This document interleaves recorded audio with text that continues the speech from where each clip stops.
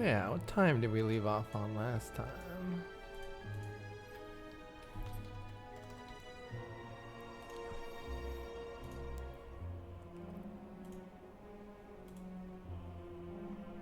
Let's see. Hey, Scally. Alright, we left off at 20 hours, 30 minutes last time. Hello, hello. Hey, Cross. Let's see. 20 hours, 30 minutes. There we go.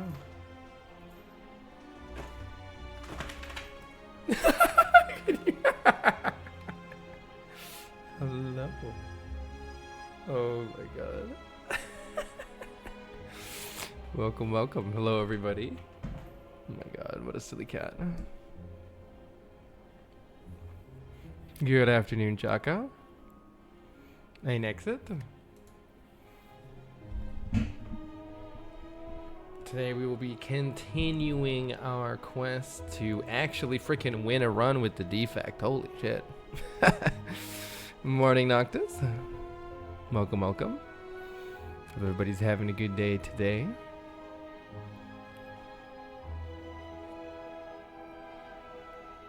Yesterday we got absolutely bodied beyond space and time. 10 hours, no wins on Ascension 20. Slay the Spire with the defect. Hey, Guy Face, thank you very much for the 8 months of support. It's greatly appreciated. Oh, today, hopefully, we will get revenge on the Spire. Never have I felt more, like, in agreement with the name of this game. Hey, Kai. Hey, Nibis. Welcome, welcome, everybody. Not enough claw.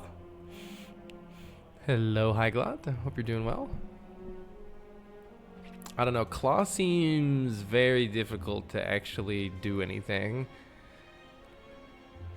Because the first time you play claw, it does nothing, and then like the next 4 times you play claw, it still does nothing. So...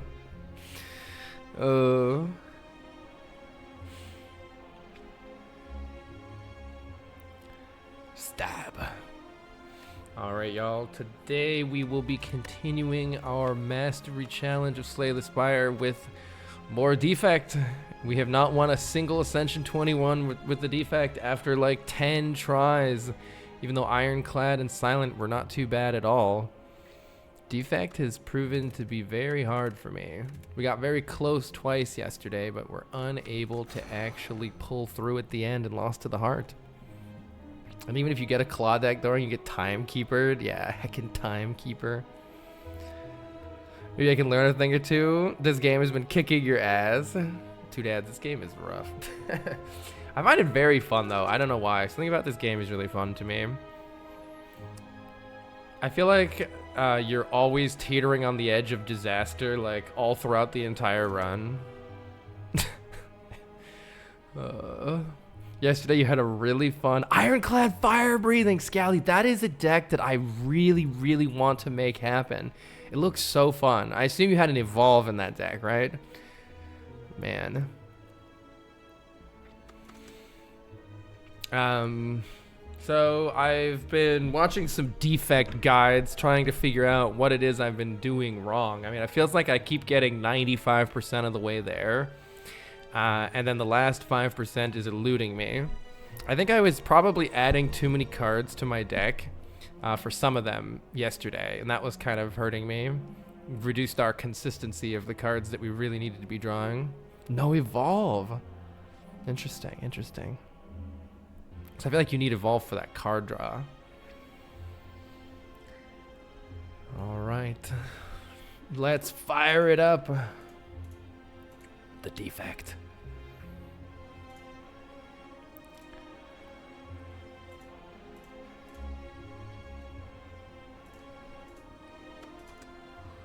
All right. Our friendly orb-wielding robot is back. Let us build a blue deck.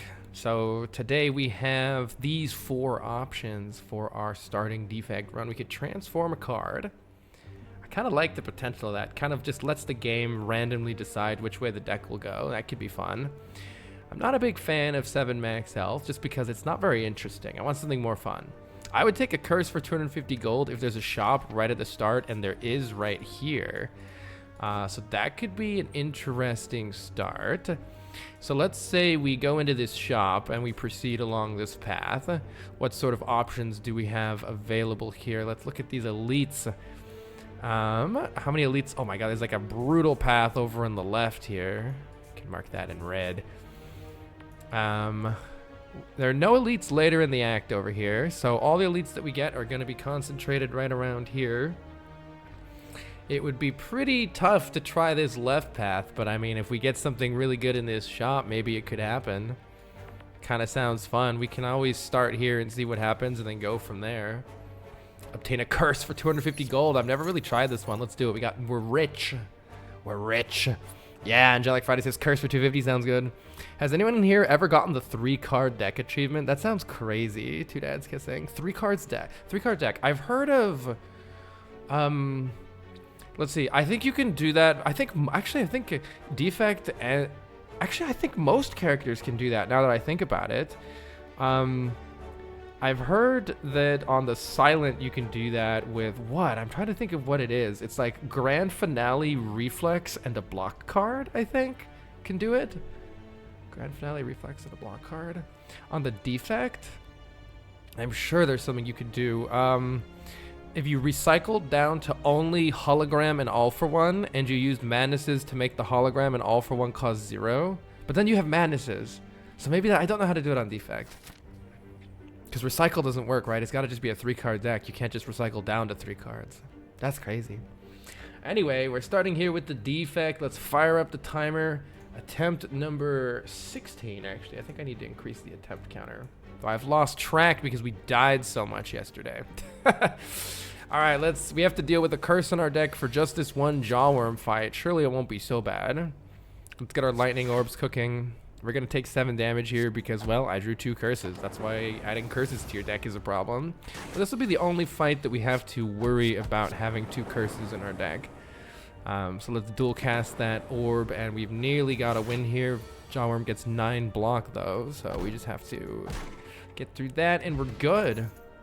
We got a weak potion. Help us reduce monster attack damage. And our first card here, let me look at the boss that we're fighting, actually. Which boss is it? It's Hexaghost.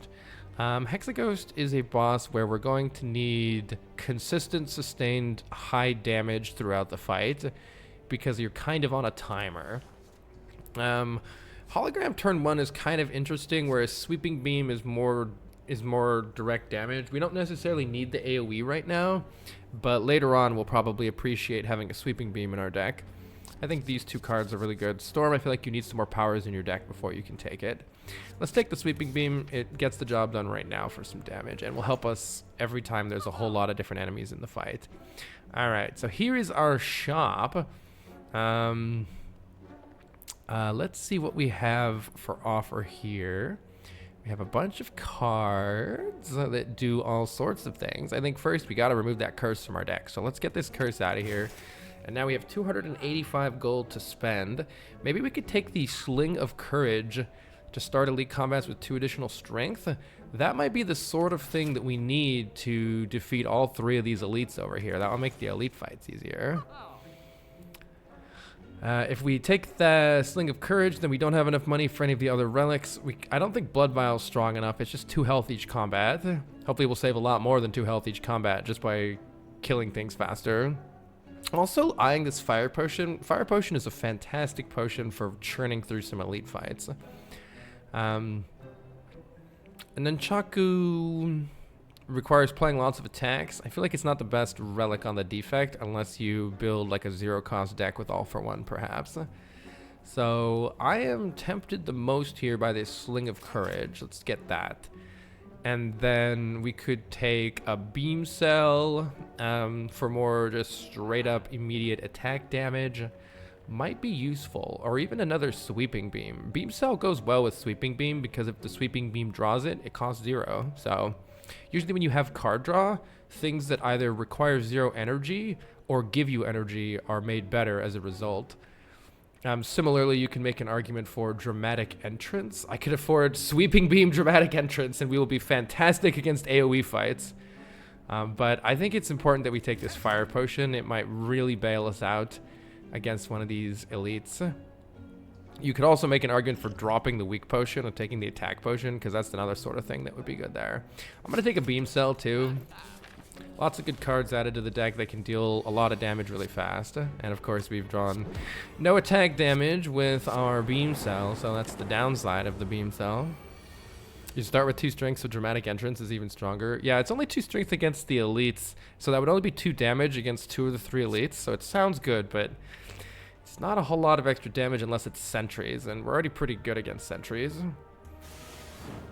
Let's play a defend here, so we're only taking 1 damage.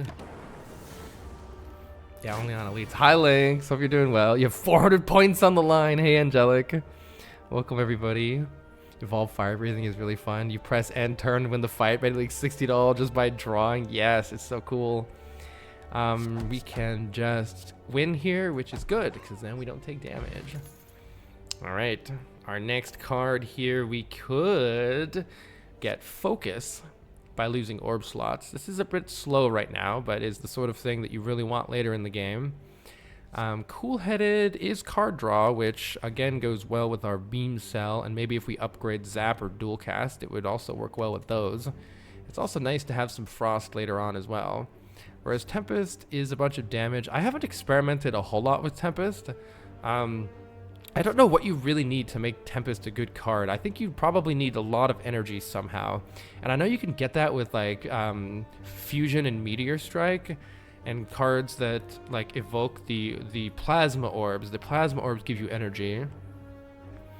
Been loving the VODs. Hey, Elephant. Hi, Luniol. Welcome, welcome, everybody. We are trying to get revenge with the defect after 10 straight hours of losing yesterday.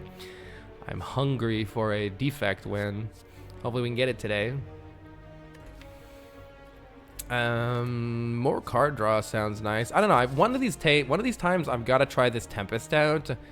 But I feel like after buying Sling of Courage is maybe not the time because Sling of Courage is Tempest is unaffected by Strength. So I don't know. Maybe I'll try that at some point.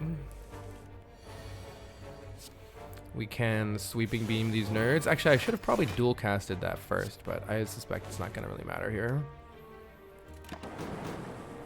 We should hopefully have plenty of damage to finish these nerds off, or else I'm going to get horribly punished. Well, I might be taking 1 extra damage here because I didn't dual cast last turn. With Ice Cream, it's very fun. Oh yeah, that'd be a good one too. Ice Cream allows you to retain your energy between turns so you can stack it up. And I think we want to take a damage card here, probably Bullseye or Cold Snap, because both of those are going to work well when we attack with our Sling of Courage. Bullseye makes our lightning orbs do a bit more damage, which is kind of nice. I think this is good for just doing the most damage while we try to fight this massive string of elites coming up here. It's gonna be tough. Oh, here's where our sweeping beams will shine, he says, while not drawing sweeping beams. Let's see, the most we can block for is 10, which would mean we're taking 8 still.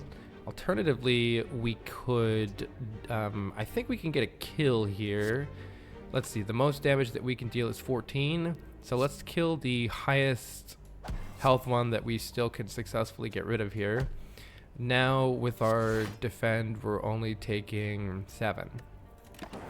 A little bit better. Yeah, I think lock-on could be good.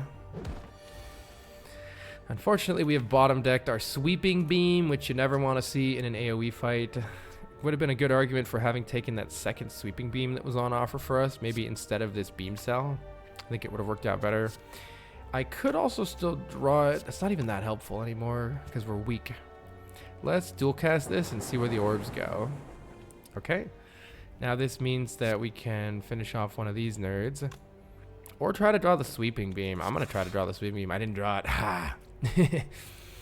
Yikes to this. I was also, oh wait, no, we don't even have that. Never mind. This is tragic. Well, this prevents 4 damage to strike or 5 damage to defend. I'm just gonna use the defend, and we'll try to get us, we'll sweeping beam next time. I also, there's a chance I'm gonna get another potion.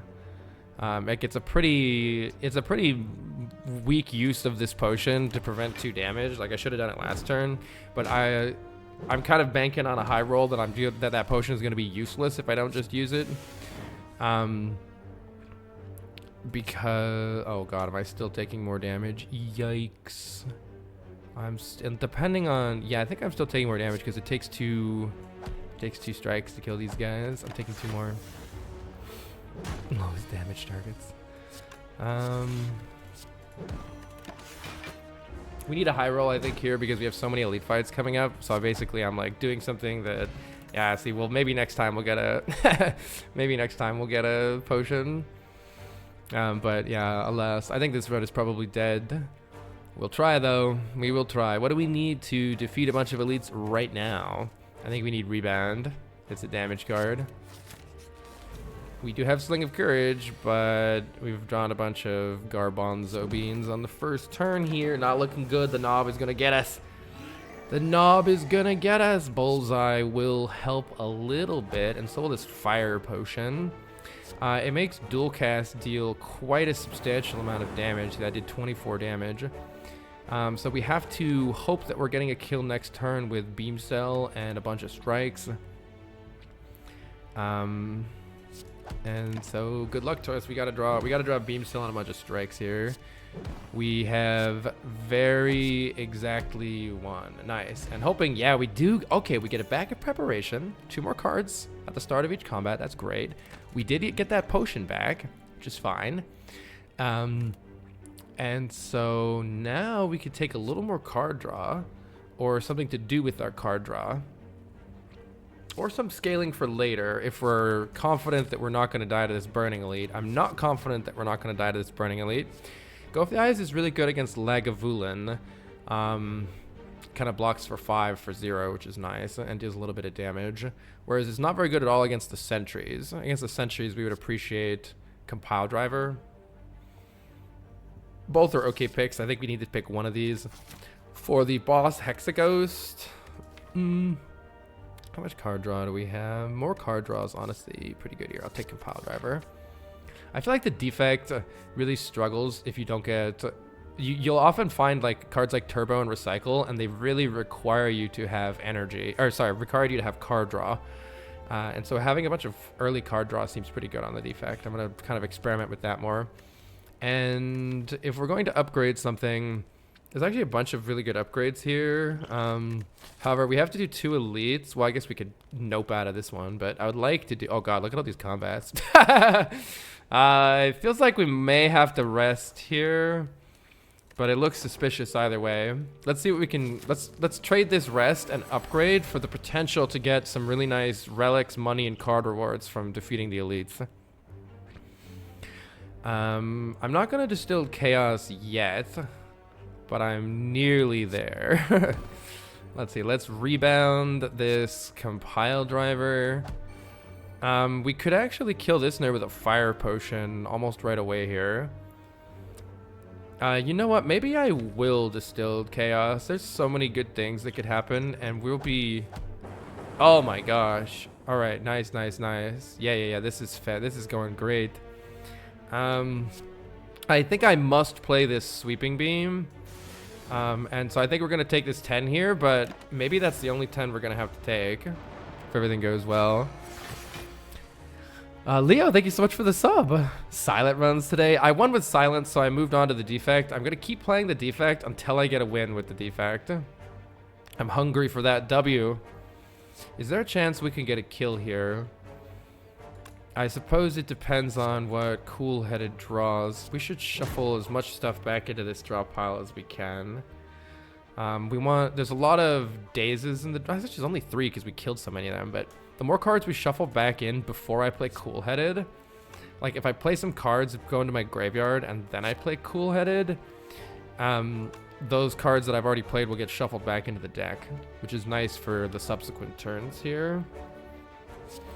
It would be nice to not use the fire potion here, so let's play defend. I'm gonna play the cool-headed so that in case I draw a defend, I can play it and not take any damage. There we go. There we go. All right, I think we've got some damage here, but is it enough? Let's see, we have 9 plus 11 is 20. Yeah, we definitely have enough here. And we can actually rebound this compile driver, so we draw it again next turn. Nice. This fight went really well for being a burning elite. These guys got an extra 4 block per turn due to the burning elite thing. And that's been going fine still. Okay, we can't get a kill this turn. So I'm just going to dual cast the Frost Orb. We do lose the Frost Orb, but hopefully we can finish the fight before that matters. And it looks like we can. Let's go. Angelic Friday, thank you so much for the sub. Much appreciated. Interesting. We have a Shuriken. Every time we play 3 attacks in a single turn, gain a strength. That sort of works with our Sling of Courage, but Defect is kind of strange to take attacks on. I guess the game is telling us to take more attacks. We have an attack potion. And then the game tells us with our relics to take more attack cards and with our cards to take more orb cards. We have a rare card very early here. Biased Cognition gives us a lot of focus, meaning our orbs are going to be very powerful, but then we lose focus after that. I think I have to take this. It's a rare card, and it's a really good rare card that can be a core component of a winning deck. And so Hologram is nice for getting back our attack cards if we did want to go that route, but it's so hard to turn this down. It's so hard to turn this down. Oh, I'm gonna take the Biased Cognition here. We still have another elite to fight as well, and a ton of combats after that if I go that way, but maybe we can take it. Let's see what we get here. Gold-plated cables. Okay, your rightmost orb triggers its passive an additional time. So basically we have some strength relics to make our attacks better, and now some orb relics and an orb card to make our orbs better. I feel like we want to use attack cards to deal upfront damage, and we want to build around orbs to defeat the late game. Let's keep taking elites. The knob is back. We have 2 potions. We have so much good stuff here. This should be no problem. Bullseye plus dual cast is giga damage right now, so knob's already down quite a lot. I'm gonna play the Biased Cognition, even though we don't have any orbs, because none of these other cards are gonna do anything. So if we get some more orbs, maybe it'll do something. Wait, I should have played the Bias for. Oh, I should have played the Bias before using dual cast. That was a massive mistake. Rip. Let's see, we have 28 damage. We could get a kill with the Fire Potion right now. I don't think there's any need to do that. Fire Potion, I think, is usually worth more than 8 health. So let's just rebound the Compile Driver, and we'll take our 8 here and be pretty happy, I think. We'll use the Fire Potion later if we need it. I think if I replayed that fight and I played the Bias Cog first before the dual cast, we would have gotten a kill and not taken that 8, would be my guess. Let's see. Orbs and attacks is a good way to combo with everything we've got going here. Orbs plus attacks sounds good to me. We do have some difficult fights coming up, which is another reason I wanted to save this potion. Look at these nerds. These nerds are rough. So let's see what we could do here. We should definitely use a potion should we need it. I'm kind of tempted by using Bullseye and followed by dual cast, but it would be nice to get some block here at some way or another.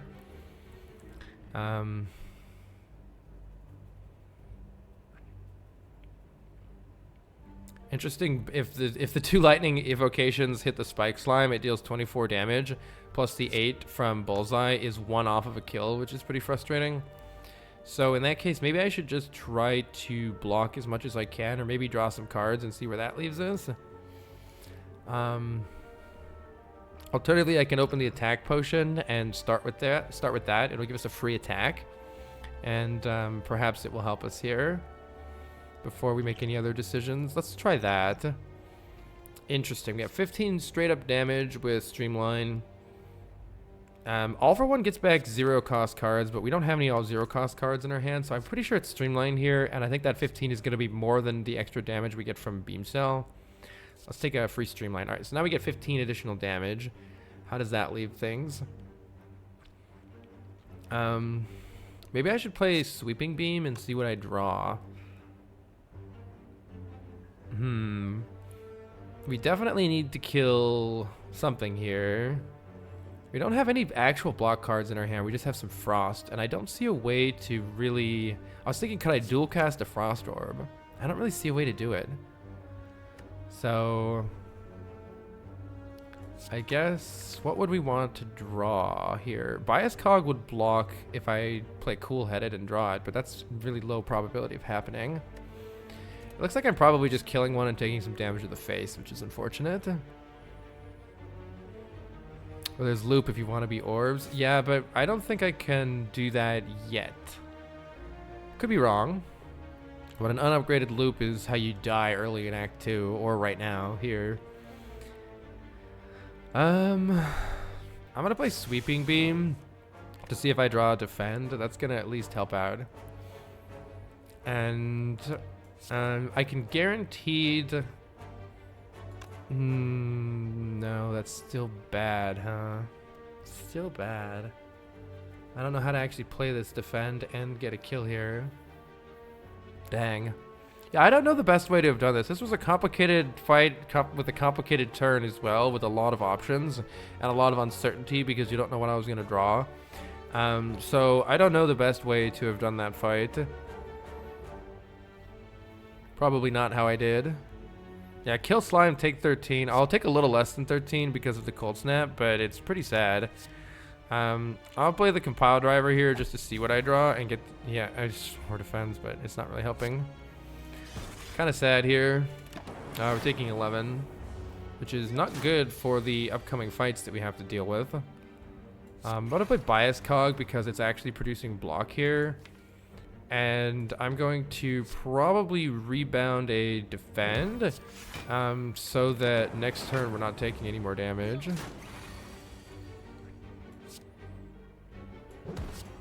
Okay, we're winning anyway. We do get another potion. The Gambler's Brew allows us to discard as many cards as we'd like and draw that many. And if we want to do more orb... Oh, I gotta remember that we have gold-plated cables, by the way. I could have maybe blocked a little more last turn by playing Dual Cast and then using gold-plated cables to trigger the passive of the Frost. I think I could have saved 2 health last turn by using the gold-plated cables on a Frost Orb. I Silly Little Fool, thank you so much for the sub. Hologram is fantastic. Allows us to manipulate the deck a little bit. If something gets discarded, we can draw it from the discard pile. Who do we have again? We have Hexaghost.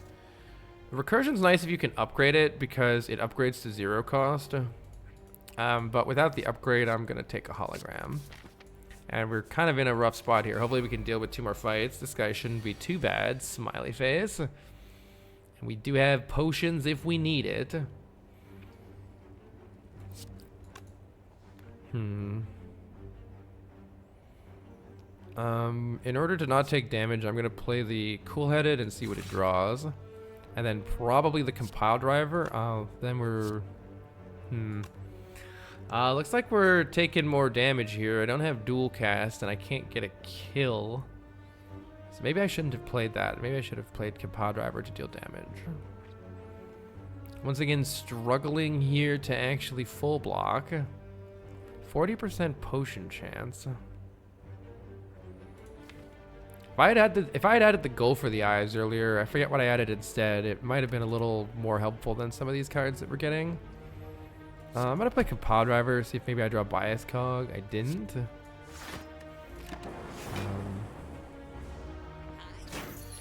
So we're taking more damage. Not good. Not good. Let's see. This is hitting for 13. I can hologram. I can dual cast, hologram, dual cast. What other options do I have? I can hologram. Let's see. I'm blocking for 2 here. This is 5. If I hologram a defend, that's pretty simple, and we're only taking one then. Is there some way I can get a kill right now with the hologram? This is 13 damage, plus 3 is 15 damage. What's my highest damaging card here? This one would deal 12, though it's just shy of a kill, unfortunately. Is it... And dual cast is doing 16, plus 13, that's 29 damage there. With beam cell, wait a minute.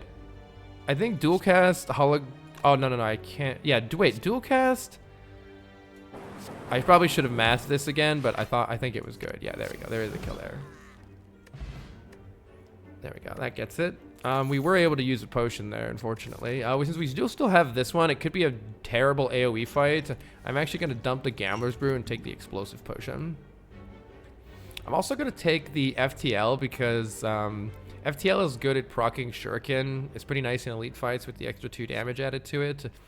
So I think this is good for us to survive, to make sure we're not dying in this next combat here, which could be rough. Yeah, see, this is why I took the Explosive Potion. And the FTL are both being magical right now, especially with this Sweeping Beam. Okay. I think we're using this Explosive Potion, so this is what it's for. 40 damage here, it's very good. Let's see, if we play the Sweeping Beam, which we're definitely going to do, then we don't need to FTL this guy. Let's go ahead and play the Sweeping Beam and then take a look at what we draw. All right, well, this is perfect. 5 damage for you, 2 damage for you. Get this nerd out of here. Making sure I don't have anything else to do. That looks good. Fire Potion gets us out at least. Yeah. Potion of Capacity gains us 2 orb slots. That honestly might be useful for the boss fight. All right, we've made it through a very challenging gauntlet here. I think we should take either no more cards because I've already added 20,000 cards to the deck, or we should take Ball Lightning because orbs are good with Bias Cognition, and I feel like we could use some more orbs in the deck. It's also good with Bullseye. I'll take Ball Lightning. And let's go to the shop. No more fights, please. Let's see what this shop has in store for us. Oh, we can't afford the Incense Burner, but we can't afford the on-sale Meteor Strike with no way to play it. But surely Snecko Eye is just around the corner after this boss fight, right? Alternatively, Bronze Scales is really good damage against the upcoming boss, and might be very important for us to not die here. There's Scrape for the Claw build. I think Bronze Scales is very helpful here. So is removing a card like a Strike. I'll take the Bronze Scales. Seems like the best, just no nonsense thing here. Okay, resting is a little bit suspicious here, because this boss fight actually becomes harder the more health you have. That being said, yeah, you know what? I think I'm gonna upgrade like this. I think this Bias Cog, and we're gonna hope that the extra focus carries us through blocking here with the Potion of Capacity. Then we squeeze an extra upgrade out of this. Unfortunately, I was really not looking to draw the Bias Cognition on turn 1 here, though. However, I could play Bullseye, Ball Lightning, Bias Cognition. And that would be a lot of damage very fast. Alternatively, we can get an extra point of strength by playing Strike, Strike, Ball. Oh no, by playing Bullseye, Ball, Lightning, Strike. I think we save this for the next time we see it. I think that's got to be smarter. But with 10 health, there is and no potions to heal. There is a chance that we will just straight up die. Luckily, we haven't drawn any block in this hand, really, except of that. So I think we'll be okay. Let's play Bullseye, Ball, Lightning, Strike. Get the extra strength point. And then next time we see Bias Cog, we want to play it with at least 1 Frost Orb. I'm also going to use this Potion of Capacity. Pretty darn sure. But I don't need to use it yet. Alright, we just have 6 damage coming in. That's fine. We want a Frost Orb for surezies here. And it's important for us to play, I think, one of these defends. Do I want to play... I'm not sure I want to play Compile Driver. It would be kind of nice to draw most of these cards next turn, but it does depend on, of course, exactly what we draw. So I'm going to play Beam Cell Strike for the extra Shuriken proc, and just this. I want to make sure that we're actually drawing block cards next turn, but yeah, we're returning a lot of extra damage from to the Hexaghost from our Bronze Scales, which is nice. Okay, next turn we don't have any guaranteed block. So I think what I'm going to do is use the Potion of Capacity, and I'm going to play Cold Snap to add an additional Frost Orb. That should really help us out. And I'm going to rebound a Defend card so that next turn we're guaranteed to have some kind of a block for this, or else we may die. And let's see what we draw here. Defend card. Okay. I wonder if I can get away with playing Zap. We're definitely playing 1 Defend. This is 9 block. We would take 3 damage right now. I think getting this extra orb in play is pretty important, because when I get Bias Cog here, we're going to really benefit from having more orbs in play here. But actually, maybe there's no rush. There actually might be a rush. It all depends. We might just not draw any block cards. I'm going to play Zap, take a little bit of damage here, and really try to finish the fight ASAP. Oh, we have not drawn the Bias Cognition yet. That's kind of unfortunate. I think I'll play Compile Driver to try to draw it. There we go. Definitely playing this. And is there a chance we draw no block cards next turn? Yeah, we could draw Strike, Strike, Strike, Burn, Burn next turn, and then just straight up die. Unless I play Cool-Headed. So I'm going to play Cool-Headed to ensure that we have the extra Frost, just to prevent a catastrophically horrible draw from killing us right now. Oh, it was the turn after next, my bad. But same thing applies. This is definitely our draw next turn, which looks pretty shit. We can mitigate it a little bit. Let's see if we draw a card here. Let's just do damage. We're so close to a win. I'm going to hologram the Ball Lightning, I think. Is there any chance? I think with the Fire Potion, there's no chance we're dying if I do that. Alternatively... I'm gonna alternatively I could just play 2 strikes. Actually, yeah, I'll keep the Frost. I'll keep the Frost and just play 2 strikes. That's so much damage, right? We have the Fire Potion if we needed. So as you can see, our hand is somewhat sketchy. Is this enough damage though? Yes, it is. All right, cool. Nice. All right, we got out of there. Hey, French Fry, thank you for the good luck. Welcome, welcome. We are here for revenge after like 10 straight losses yesterday with this character. I'm still trying to wrap my head around how to actually bring a run home with this defect. Core Surge is a fantastic card to pair with our Bias Cognition because you gain 1 artifact from this card. An artifact negates the next debuff that you get, while Bias Cognition's loss of focus each turn is considered a debuff. So it completely prevents the focus loss forever. You just gain the 5 focus with no downside, which is very nice. You've not had a win in weeks. Sorry, Dev Viking. Hello, Jack. This is easily the most complicated character in the game. Certainly seems like it to me. All right, we beat the Act 1 boss. Let's go. Will we beat the Act 2 boss? Alternatively, we could take multicast to evoke an orb a lot of times.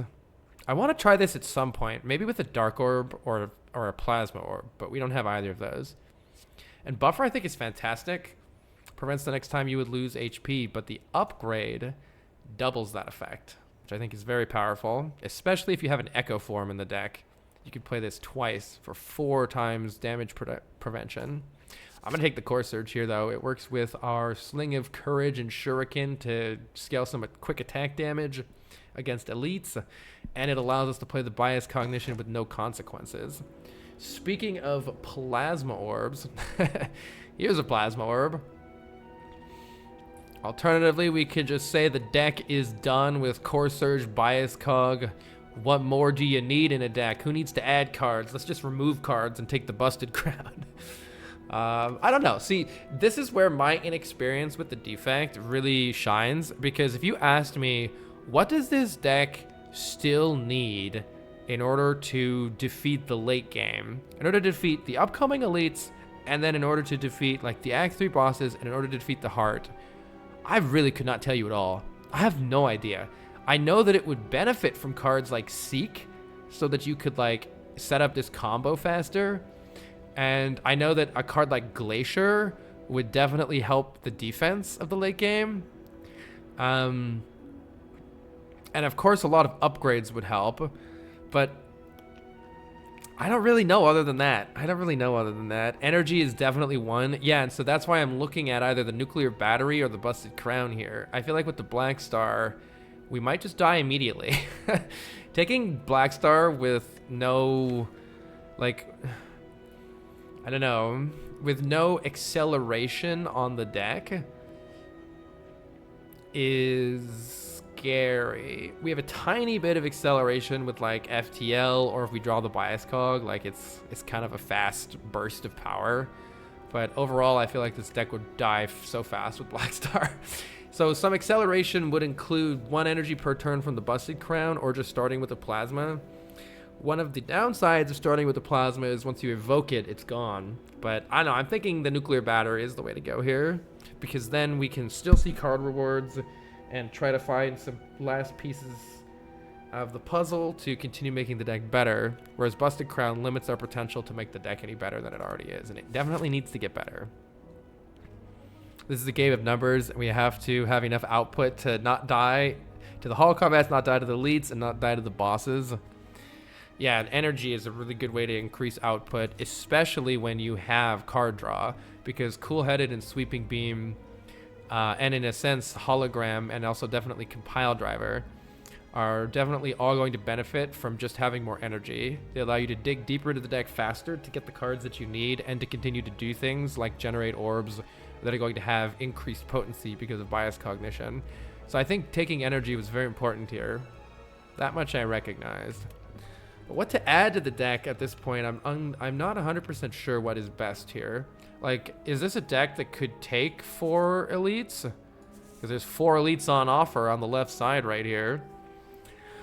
Let's see. Alternatively, if we wanted to take a more conservative path, we could maybe remove a strike, maybe 2 strikes at these shops, fight just 1 elite after a campfire, and then fight another elite after a campfire here. So this would be a much more conservative path. Though when you take these hallway combats, is anything really conservative in Act 2? Oh my god, on the right side there's a million. I think there's a way for me to clear these, right? How do I do this? I swear there's some. What is the hold shift to show instructions? How do I clear all these? Control right click. There we go. And how do I clear? I accidentally drew on it, which is kind of fun. How do I do that? How do I draw? Oh, that's how. Wee, look at that. I can draw on it. How do I clear that? This is a cool mod. Let's see. Alt right click. There we go. That clears it. Anyway, this pad looks very interesting. Look at how many rest sites there are. I think this might be a really nice path, but the downside is there are no shops. But yeah, it's Campfire, Elite, Campfire, Campfire, Elite. If we wanted upgrades, that would be really nice.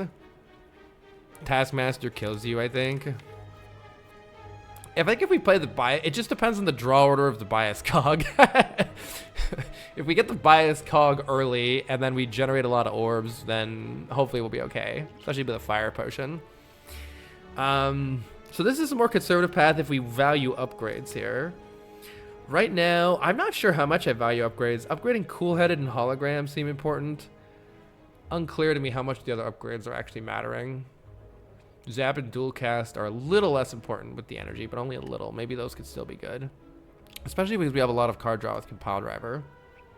This deck's interesting. I'm very curious to see how it performs. Shy, thank you so much for the sub. You just need to find Bottled Tornado and Bottled Flame. Easy. What's the Core Surge upgrade? Yeah, it's just damage. So it's 4 additional damage, which isn't nothing, but I wouldn't say it's super important. So yeah, I think we either... It also really depends on what relics we get upcoming too. We do have the Sling of Courage, and the Sling of Courage is making me want to try this crazy path on the left here. We can always, after this elite, assuming we survive, we can always opt out and go for the rest site if we're not feeling confident. If we're not feeling confident in fighting this one right here. So that's at least something. But we are committing ourselves to this early elite. With the Fire Potion, I'm at least a little less afraid, but perhaps only a little. Is there an interesting path through this one too? Just 2 elites. I mean, this is crazy. It's 4 elites, right? Yes, 4 elites on this path. With the Sling of Courage, maybe? I don't know, or else I'll kill the deck. I might just be killing the deck. Let's try, though. I want to try. Let's see how it shapes up. We'll bail out of this path if everything goes absolutely horribly. Not enough AoE. Yeah, maybe we needed, in order to make that path work, maybe we needed something like electrodynamics. Alright, let's see what we can do here, though. We can do quite a bit of damage with Bullseye, applying Vulnerable and Lock-On now. And then we can make use of that extra Lock-On damage by playing Ball Lightning. How about I rebound the Ball Lightning so that we're doing even more damage next turn. Lots and lots of damage coming in here. And I think we just continue to just rush down this as much damage as we can here. And hopefully we can get a win here. Looks like we probably can. I can play a Strike, Hologram, Ball Lightning. Nice. So, very good start. Very good start. I don't like how we're already missing, 16 health, though?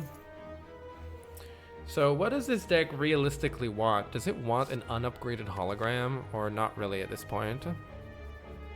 I'm thinking potentially not really at this point. Adding a card, every card we add to the deck reduces the chance of drawing everything that's currently in the deck. So that does mean it reduces the chances of drawing all these strikes and defends, which is good. But it also reduces the chance of drawing the bias cog. So I don't think we want unupgraded common cards anymore. I've already added probably too many to the deck. Here comes 21 damage to the face. We can play Core Surge Bias Cog though, so that's got to count for something. But can we actually not hemorrhage a bunch of damage here? Tragically, the answer is no. We can play Core Surge, Bias Cog, Defend. And hopefully that will help us out.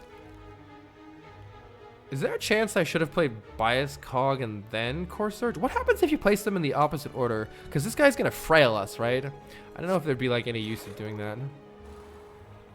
But yeah, the most I can block here is 10. So this is why the deck is still going to hemorrhage damage unless we have some sort of sustain, which I think was the key flaw that I made in trying to go for this more dangerous path here. We don't have the sustain needed for it. We'll see though. Let's see what we can do. Bias Cog is the end of your turn. Enemy attacks after that. Why are some relics red? Because I haven't yet won a run with them. It's part of the Mastery mod, from the Mastery Challenge mod here. Unless we're getting a kill this turn, then I should probably hologram a block card or something. This is pretty trash though, because this only blocks for 2, and I think defend only blocks for 3. So we're unfortunately hemorrhaging damage here, unless I can. Let's see, that's 16 damage.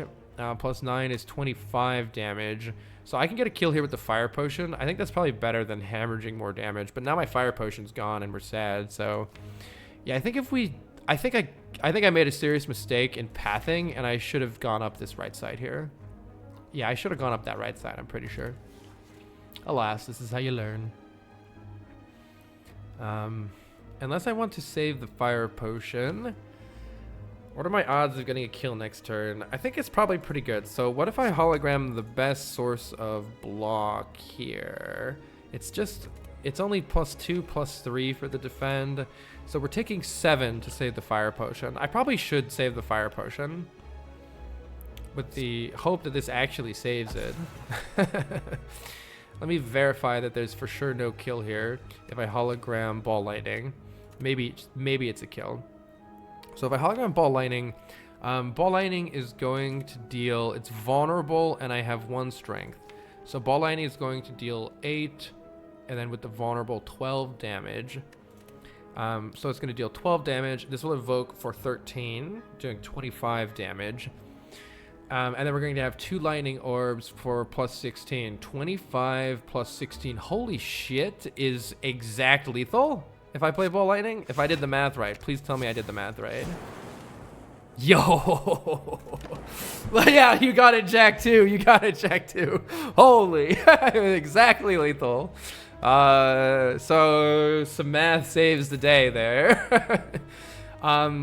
Equilibrium is a really nice block card with our extra energy, because it retains our hand. And since we have so many cards that we want to play that we're still not able to play, a card like Equilibrium sounds really good. But on the other hand, so does just more Frost, because more Frost will stop us hemorrhaging damage once we actually play the Bias Cog. So Equilibrium, yeah, also Equilibrium can allow us to like retain the Bias Cog in our hand for a turn to draw the Core Surge later. So I like the idea of Equilibrium here. I think it's that or because I'm cool-headed. I'll take the Equilibrium and try it out. Really would like a, oh god, I want to heal, but do I need to take this heal so that we don't die to this elite? Please tell me no. I really want to add a card here.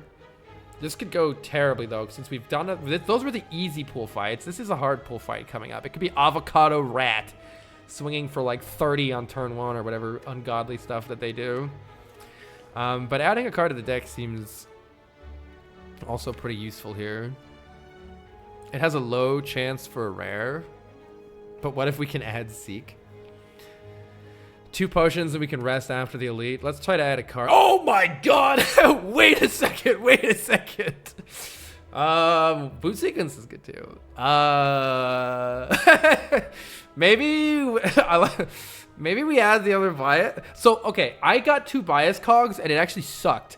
A previous time that I run from yesterday. Having the extra bias cog was not good in that deck, but that deck didn't have any artifact. Capacitor is incredible scaling, but it doesn't help us not die to slavers attacking for 30 something on turn 1. Capacitor doesn't help with that.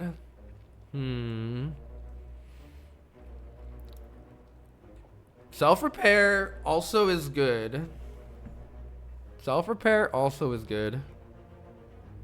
But it's still 2 bias cogs. Bias cogs, I think, have late game potential and right now potential, which I really like. So for me, it's self-repair, bias cog, or capacitor. And I don't know which is the right call here. It might be too late for self-repair. We needed it 3 floors ago to not already be losing a bunch of health. I think we need bias cog. Bias cog, we don't have to play both of them. This improves the probability of drawing one with the Core Surge. So let's start with that. I will take a relic, please. Give me anything to help. Thread and Needle, 4 block each turn is like exactly the tiny little bit I feel like we need to not die right now. I'm totally down with that. And we have a Snecko. Let's see if I can draw something with this Cool-Headed. In fact, maybe I rebound the Cool-Headed. So that next turn is kind of whatever, though. We're going to be confused. But having some extra Frost might be good if we do get that bias cog. I think I play this. I'm a little concerned playing this, but only a little. I think we play it. This thing will hit us really hard, really fast. I'm going to play it. And then we can do quite a bit of damage with Zap. Let's try to rush it down here. Never win without at least 10 claws. Do you have the means to create 2 artifacts? I don't think so, because Core Surge exhausts when you play it. So if we got like maybe an Echo Form or something, perhaps. Classic Snecko hand, 2/3, 2/3/3. Oh my god. This is in part why I played the freaking bias cog. Let's see. I think I'll play Cool-Headed. Maybe I want the energy next turn. I feel like, nah, I want damage right now. So maybe the energy right now is good. I want damage and block right now. Let's try to draw another bias cog. There we go. All right, now we just want to deal damage. Lots and lots of damage. So I think I play the Ball Lightning for sure here. That's going to do a lot of damage coming up. And I'll keep these 2 cards in my hand, even though I don't think it really does anything. We do have the gold-plated cables that is activating the lightning twice. I really need to make sure I don't forget about that. Another kind of garbage hand here, but I think the bias cog is going to carry us. We have 8 block there. And I can play Bullseye for giga damage. And Cold Snap is going to either... Yeah, it's just going to get us a kill. All right, nice. That was great. We didn't take any damage at all. And do I want this energy potion or this explosive potion? I think the explosive potion is even better than the energy potion since we do have the plasma. For not dying horribly to a whole bunch of AoE to our face. I'm not sure we need any more of these cards. I don't think we need any more unupgraded ball lightnings in the deck. All right, elite fight, let's go. It is the Slavers. The Slaver, the Taskmaster, and the Slavers. We have unfortunately not drawn Core Surge, but let's see what happens after this FTL. Dual cast, huh? All right, let's see how much damage we can deal with what we already have in our hand. It's generally pretty good in this fight to kill the back Slaver as fast as possible. We do have a little bit extra damage from our Sling of Courage here, so we can deal 9 damage to the back one. 9 plus 8 plus 8 is 25 damage. That is in range of immediately killing with the Fire Potion. That seems okay. I would also like to block. What do I need to... I need to deal, what, 21 damage to you? I can't quite play this Equilibrium. I'm trying to find a way to play the Equilibrium here and still kill this one. Can we dual cast the Plasma? That would give us 4 energy. That sounds like a great idea. So I could play Ball Lightning here to generate a Lightning Orb. Cool-Headed to evoke a Lightning Orb and mainly just push the Plasma to the front. That takes 2 energy. Then I can dual cast the Plasma. So we've lost 3 energy at this point, but then gained 4. So we'll actually be at 5 energy after that. That sounds great. That's got to be the play here. Maybe I'll do the Cool-Headed first just to see what we draw. Rebound. Okay. This is going to evoke the lightning. Oh, and it hit the back one. Wow. Wow. All right. Well, now we have lots of energy to work with. Really good turn 1 here. I could even like rebound the Equilibrium, which is kind of interesting here. Rebound. I was trying to see if maybe I could... 1, 2, 3, 4, 5, 6. We have 6 energy in our hand, so we're only not going to play 1 card here. Maybe I can get away with using the Explosive Potion and keep the Fire Potion. I think the Fire Potion is better against Book of Stabbing, so if we could use the Explosive Potion instead here, that might be nice. So let's say I play... Let's say the only thing I don't play is 1 Strike here. Rebound and Strike, take this low enough that the Explosive Potion kills it.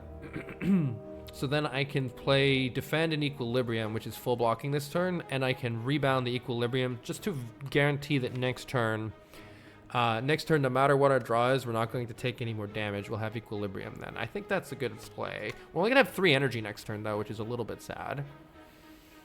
And our strikes are dealing quite a bit of damage, but I think it's okay. I'm going to play Rebound, Equilibrium here. I was trying to think, is there any way that I don't have to kill this right now? But no, I don't have enough block. Right? This is 18 plus 4 is 22. No. So let's finish this one off with the Explosive Potion. Maybe I could have kept all my potions. Maybe actually it would have been smarter to just keep all my potions here. Didn't really think about that. We do get the extra 4 frost from this, actually. I think there was a way to keep all my potions there, and maybe I should have done that. We'll see, though. I was a little bit worried about this turn with only 3 energy. We're blocking 4 here, 13 here, so we're full blocking if I just play Equilibrium Defend. But how are we dealing damage and winning? I feel like that needs to happen at some point. Sweeping Beam is actually a lot of damage to them because we have 3 strength in this fight. Well, I guess it's just like a Sweeping Beam plus. So the amount of damage that I have... Oh, no, I'm weakened. Yeah, so I can set up a Defend to save the pot. Maybe would have been good. But having the pot here might still be useful. Yeah, the problem now is we only have 3 energy since I evoked the plasma last turn. I'm pretty sure if I just play Equilibrium and then Cold Snap this guy, we're only taking 2 damage. That looks pretty good, because then we're sure to... well, we're going to have Bias Cog probably next turn, and then we're going to have a full set of orbs ready to go. There aren't very many other orbs in the pile here, which is why I'm thinking about... I could play the Cold Snap next turn, actually. If I just play Equilibrium Defend, then we just play a bunch of Bias Cogs. That sounds good. Equilibrium Defend is full blocking. Wait, am I already full blocking with just the Cold Snap? Because this is 13 here, 13 there. Oh yeah, I already am, because this is gold-plated cables, and then I have 4 extra from the plated armor. So I could even just play... I'm already full blocking right now. I can just play Sweeping Beam, deal some damage, and then we'll see if we draw the Bias Cog for next turn or whatever, but everything's fine. Okay, I think we're good here. Yeah, I think I would have, I think I definitely could have saved that potion now that because I forgot I have this extra 4 block with plated. I sometimes forget about the gold plated cables too. We can just like double, or at least 1 bias. Definitely playing 1 biased here. Let's see, what am I doing to block? Cold Snap is blocking, well, this is already blocking for 14. So Cold Snap is full blocking, so I'm gonna play the other biased. What's coming up in the draw pile? A whole bunch of damage. I think I'm gonna just play the other biased, and then we're doing giga damage here. I'm sure they'll be dead before I run out of focus. I think we don't need to worry about doing anything other than just damage here. We have so much block. All right, GG. Yeah, I'm certain I could have saved that potion, and it didn't matter. Let's go. All right, we get a Maw Bank for a little bit extra gold every floor. An explosive potion comes back to us, and is now the time to start working on a genetic algorithm. Or with 3 more elites, is it going to just be dead weight, and we're better to just kill those elites and get the power from that? Do we even have a shop? We don't have a shop this act, so we're going to be absolutely rich next act if we can actually get there. I don't know what we need to make happen to beat the collector. Probably just, we would really like a capacitor now, huh? Probably just lining this up properly, and then on the bad turns we'll play the other one, but only after we've already set this up. Hopefully we can make it happen with hologram. That's going to help too. Because like, let's say we draw the Bias Cog early and discard it in the fight. We can hologram it back later after we've drawn the Core Surge and play it. This is the collector. That's Torchy. Genetic algorithm. I don't see... I don't know. I'm like worried I wouldn't be able to necessarily play it against all these massive amounts of elites coming up. So let's just stay with what we're doing right here. I could even rest, but what are our upgrades looking like? Upgrading this hologram seems pretty useful. Upgrading this bias seems pretty useful. I'm gonna be super sad if we die to these 3 fights here. And then I will have definitely wished that I had rested. This upgrade helps us though. Helps us in the fights. This is going really well and we have 2 potions. I'm gonna just greed more upgrades here. Let's see how this fight goes. Having the bag of prep is so nice too. It's really helping our turn 1s like just immediately pop off. Sleeping Beam is good here. Order. Would have appreciated this first. But I can kill both these nerds, so that seems good. In fact, the beam cell with the shuriken proc is killing this guy. So I can actually cold snap you, bullseye you, and then just kill this guy with beam cell. With the shuriken proc. For extra strength. Okay. Good start, good start. Hopefully we get a resummon here. Nice. Do I play this first bias right now? I think the answer to that's probably yes. It takes 5 turns for us to have actually lost focus. That's gonna take a long time. especially because I could do a lot of damage right now with what we have. So let's just rush this nerd down. Turns out Bias Cog is a good card. Turns out. All right, we do have a giga damage coming into our face. But we are also, I need to pay attention to this. We're gold-plated cabling the plasma, which is why I have an extra energy this turn. That's pretty big. 8 damage right away from this. Let's start with you on that, because we definitely want you to die.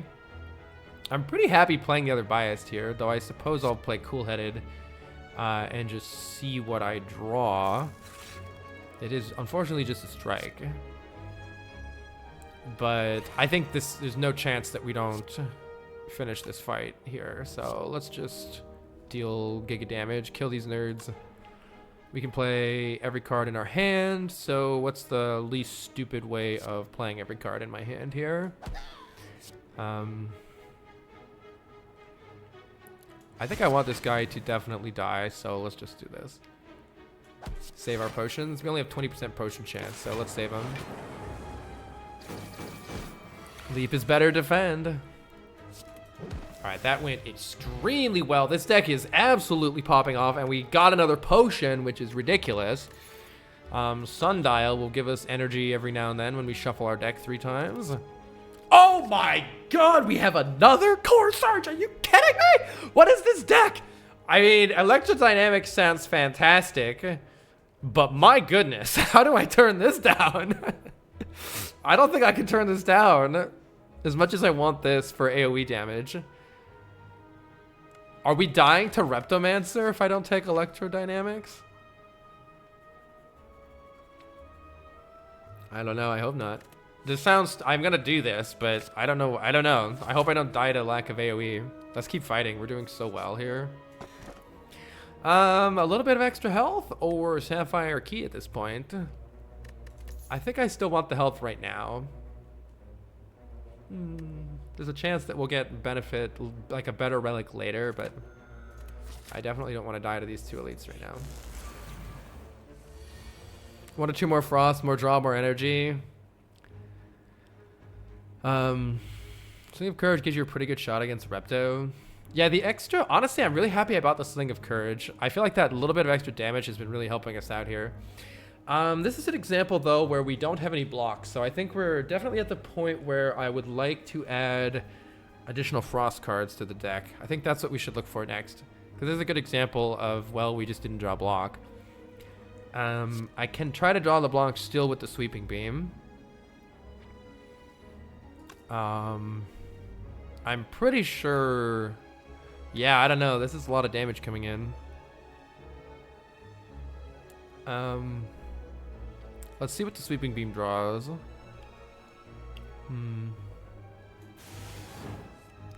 Uh-oh.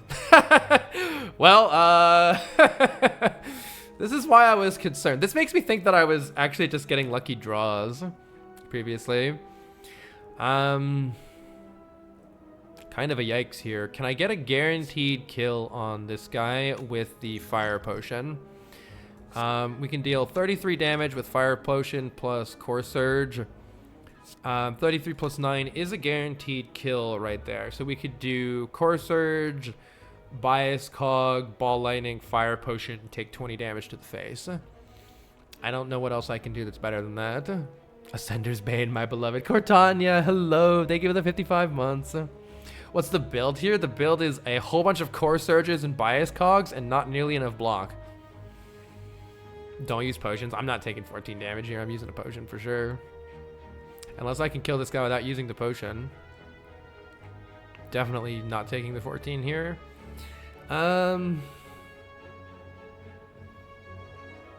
Is there a way to save the potion and just kill this guy? Not unless I get lucky with where the lightning orb goes. I don't see a better line than this. A Core Surge. Bias Cog. Ball Lightning. Fire Potion. Can you get it with only the AoE potion? Maybe I should have looked harder. I didn't see it though. All right, still no block, which is definitely telling me the block density of the deck is too low. Look at all this block that's still in the deck. We need another cool-headed. We need a glacier. We need another cool-headed, a glacier, or maybe a higher... Equilibrium was nice, but maybe another... I don't know, we need like something else that blocks for sure. Let's finish you off next.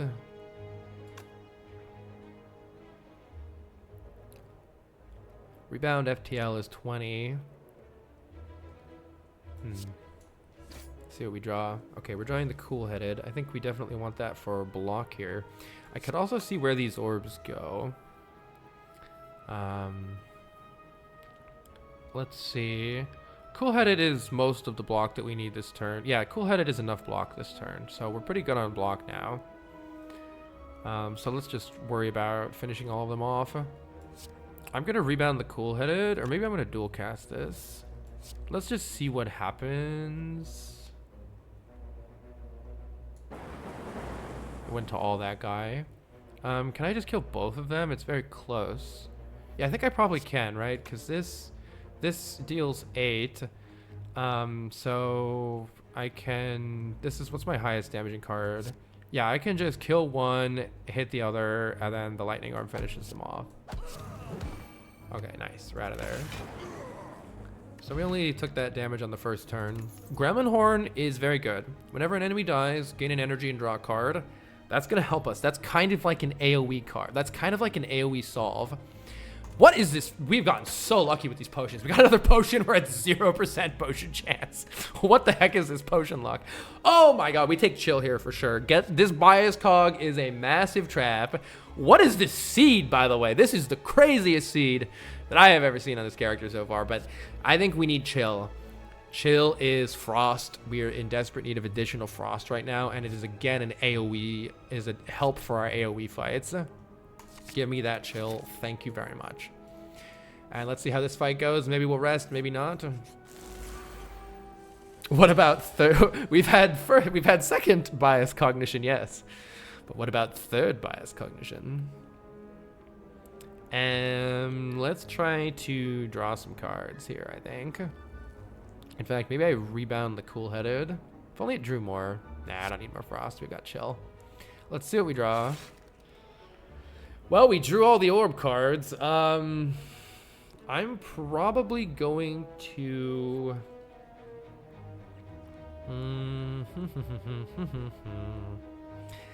What do I want next turn? I could rebound ball lightning here for some extra damage, or I could... We've drawn like all the frost though, so ending with 2 frost here might be important because we might not draw any more frost later. Unless I rebound it. I could rebound... rebound the cold snap or something. So we're making sure to draw some next turn too.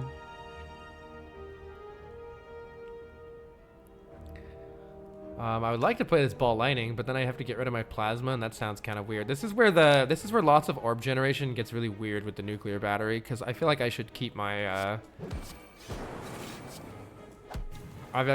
plasma, so I'm not gonna play the chill or anything. We can hologram it later if we need it. Yeah, we get the 2 energy here. That's exactly what I was planning. Let's see. We can draw some cards with the Compile Driver. Let's see what that does. We're close to maybe getting a kill here too. Let's see what the Compile Driver draws before we make any decisions. Well, all right. Thank you for making the decision for me. We have lots of good things here. You're almost dead already. I think we're pretty set. Just with what we got. Wait, you're dead to the thorns. Let's go. And then we draw the card and get the energy from Gremlin Horn, but the energy goes away. We still keep the card though. Well, this is very over. Let's just grab ball lightning and deal giga damage.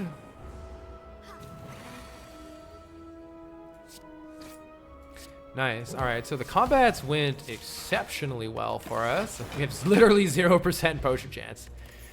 Oh my goodness. I think these upgraded cards are bait, and we want Glacier. I feel like Glacier is very nice with all of this focus that we have. We were kind of saying we wanted like maybe one more block card in the deck. Heat Sinks is a lot of card draw, though.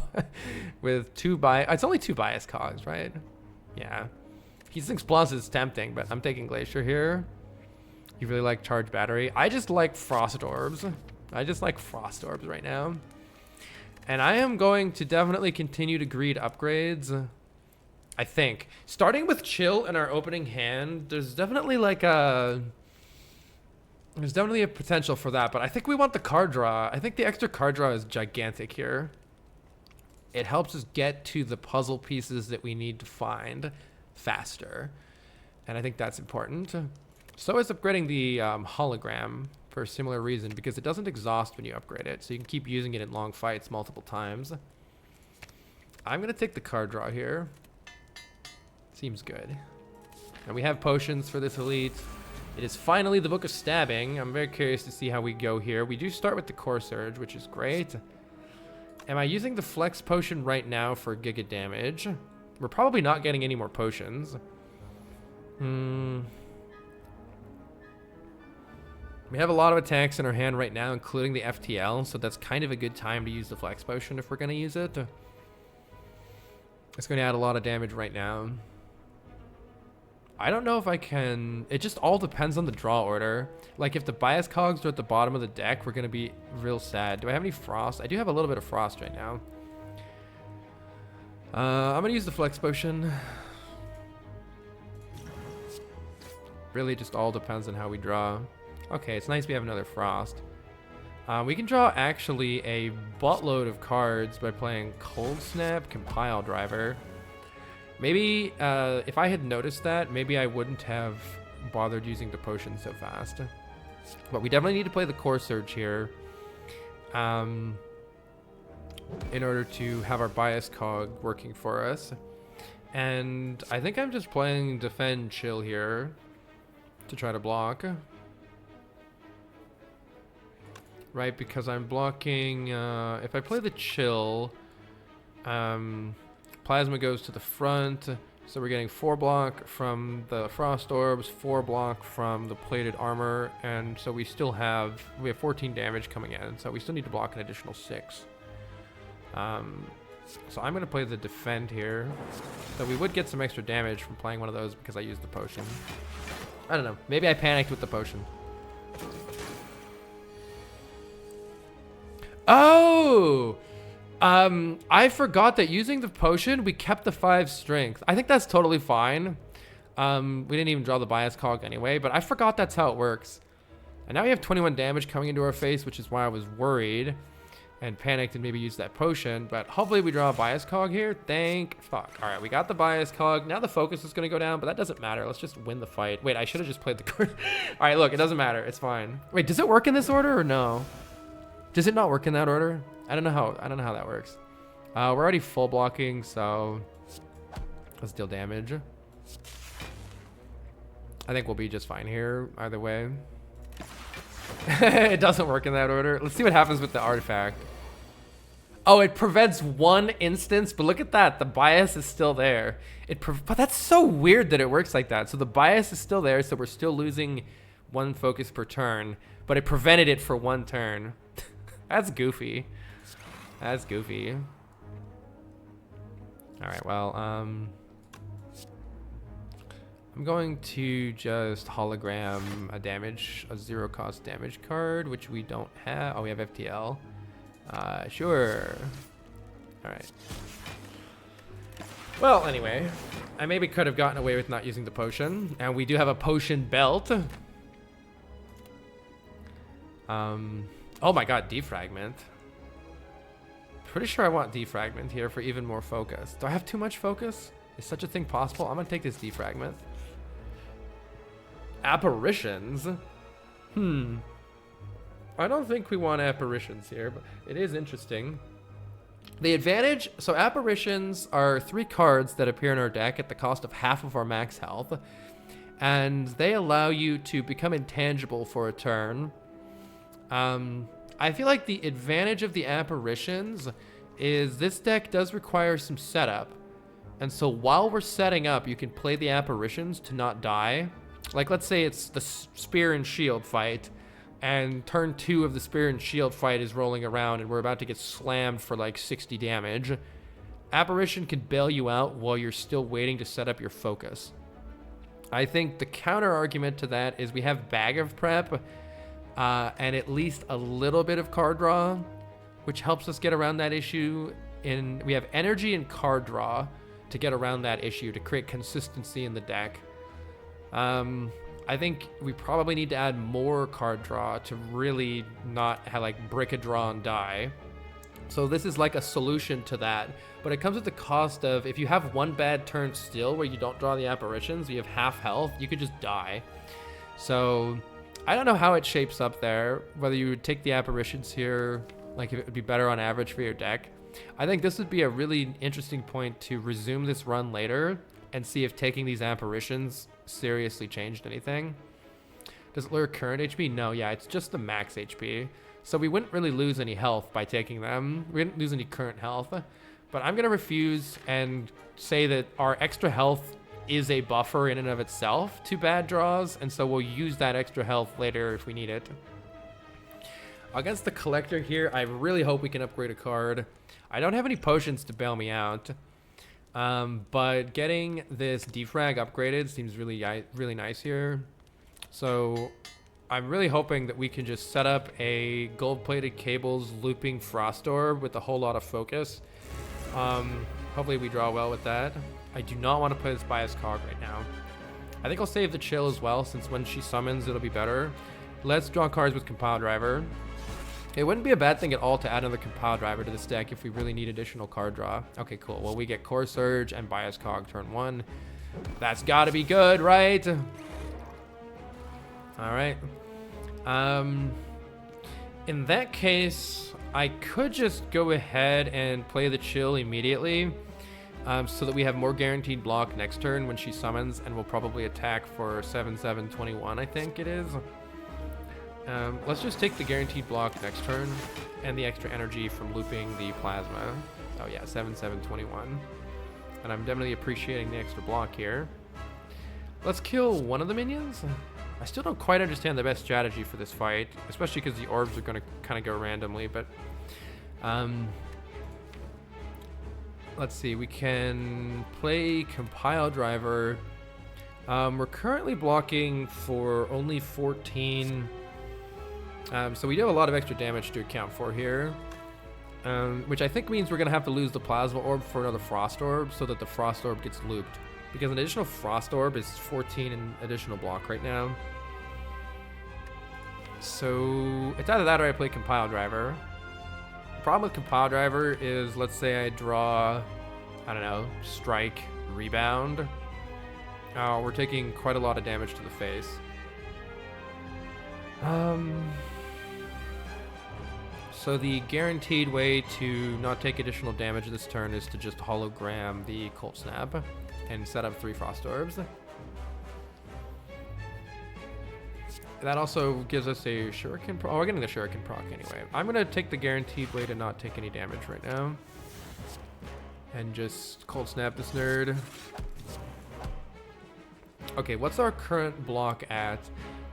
We have 21 from the orbs, and then this orb is going to trigger twice, so we'll get this one. That'll bring us to 28. We have 31 with our current block here, and then we have 35 with the additional plated armor. So we have 35 block, and we have literally 35 damage coming in. All right, well, just end turn. Perfect. All right, we don't want to play this other Bias Cog until we acquire our other... Maybe I should rebound this Sweeping Beam. Sweeping Beam's going to be pretty good. No, actually, let's just... No, we don't need it anymore. We just want to kill this one guy, and then we're pretty happy, I think. Yeah. I think we play the Defrag and the Core Surge before we worry about this other bias. I think we're just fine here. This looks great. I think I will keep 3... I think I will keep 3 Frost Orbs, though. Just to make sure nothing goes horribly wrong. Let's just set up our focus. Oh, well, there's even more focus. Okay, at this point, maybe it's time to just play the Bull Lightning. Yeah, we don't need this much block. Let's just play the ball lightning. Giga block. 3 HP enemy was going to die to thorns. Good point. Should have paid attention to that. I think I equilibrium. Well, let's see what I draw with Cool Headed. We already know it's going to draw Core Surge. So let's play Equilibrium here. And I'll,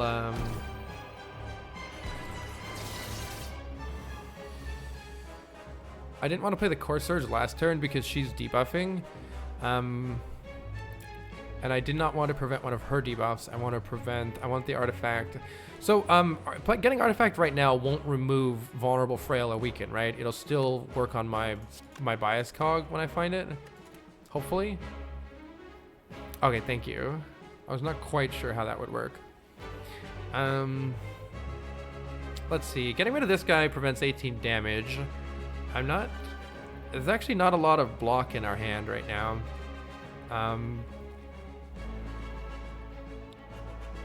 So maybe not the worst idea to do.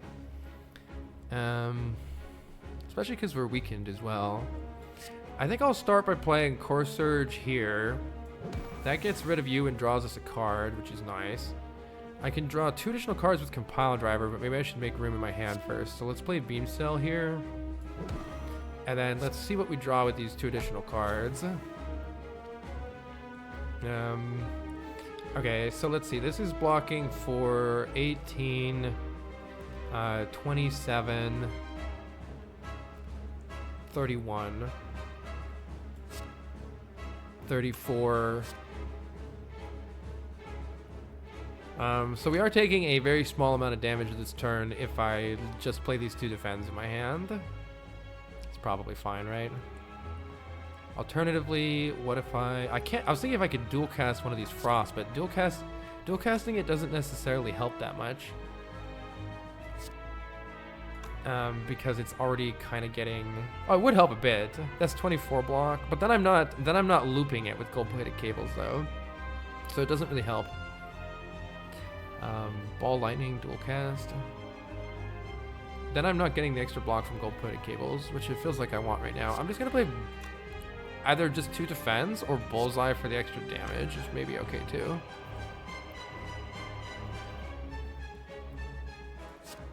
Dual cast gets you there. Let's see, that's 24 plus 9 is 33. Plus 4 is 37. Oh yeah, I could dual cast defend and then I don't take any damage. Surely I draw a whole bunch of Frost next turn, right? And that does help us deal damage here too. Okay, let's play FTL. And we do have the extra thing there. All right, so now we're just giga set. I feel like she's gonna resummon. I'm trying to decide if I can continue looping this lightning for extra damage. Defend and Strike are coming up next, so let's just play this because we don't want those cards next turn. Let's fill up our orbs, get some more strength, and deal lots of damage here. Hey, Asuki! Morning, Spire. Welcome, welcome. How's the defect treating us? Oh my gosh, this run is so much better. I have 2 bias cogs and 2 core surges, which is certainly going well for us. Lots of relics for defeating lots of elites. Well, it's a pretty nice thing that we have the glacier here. I wonder if I even bother killing one of these minions. I guess the lightning orbs are just gonna live their best life anyway, regardless. So maybe I will. Shua. Let's go on. Giga block. Let that other lightning orb go nuts here.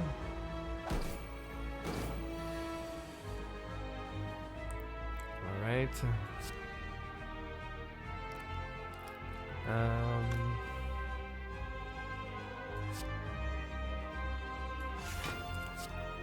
Let's just focus on dealing damage to the collector.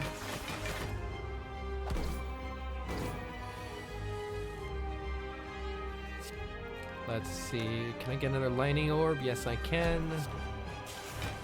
Let's do it. What's in my draw pile? Kind of a bunch of garbage, so maybe let's play compile driver to burn through some of that garbage. Well, you're already so close to dying. Whatever, let's just finish you off. I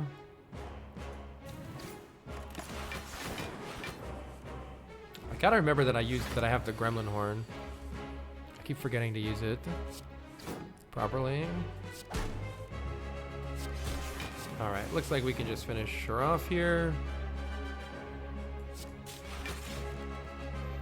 Go for the kill. GG. I suppose I could have set up the sundial, but whatever. Alright, would you like another core surge or bias cognition in these trying times? My god. This run is... I mean, I don't think you add another one at this point. I don't know. Do I get third bias cognition? Yeah, we could have had triple bias. Giga mastery. This is ridiculous. I don't actually know if it's smart to add this anymore at this point. And do you pick this one or that one? Third core surge. Yeah. The only issue with adding the third core surge is it also increases the probability of brick draws where you don't produce any block. I think that's the only downside. But I do think the artifact is generally useful against a lot of different enemies as well. Against spear and shield, I can envision more brick draws if we take this. But it does exhaust, yeah. You could do core surge first for another biased offering later on. Yeah. I don't know how much that matters though, because we increase the consistency of getting the setup, but we also increase the probability of a complete terrible brick draw. It's mitigated a bit by bagger prep though. I'll take the other core surge, sure. Okay, do you want even more card draw? Or would you just like some generally decent energy options? The funny thing about Snecko Eye is that even though we don't have very many good cards, like we have the Equilibrium and the Glacier, but otherwise everything's kind of bad. This does decrease the probability of brick draws. But if everything is 3, then it increases it again. So I don't know. Let's just take the Slaver's Collar. It's energy when we need it, with no other downside. So let's just take that. All right. Let's see. We have already defeated the Burning Elite. We have a lot of money, which is good. If we want an early shop, we're looking here. If we want the path with the most elites, I see there's a 3 elite path on the right side. Then we could wait and go to the shop later there instead. Alternatively, if we take just 2 elites on the left side, we're getting a bunch of extra upgrades. Whereas the right side path is not getting hardly any upgrades at all. Are we really looking for extra upgrades at this point? I'm not sure that we are. Hologram is a needed upgrade, that's for sure. Oh, is there a multiple shop path? Yeah, on the left side, we also get multiple shops, which I think is beneficial here because we don't have any removes. And that will also increase our consistency by getting these strikes out of the deck. So I'm thinking, why don't we go left side? Only take 2 elites, but get additional card removes. Card removes are good for not... We already have the combo pieces. Let's draw them more efficiently. Once you get going to left side, you don't really have any choices. We can also bank more money with the Maw Bank at this final, if we wait for this final one instead and go for the extra elite. I just feel like I really want to upgrade Hologram. But maybe that's the only upgrade we actually need. I think the 2 shops sound good to me. I'm gonna go the 2 shop path.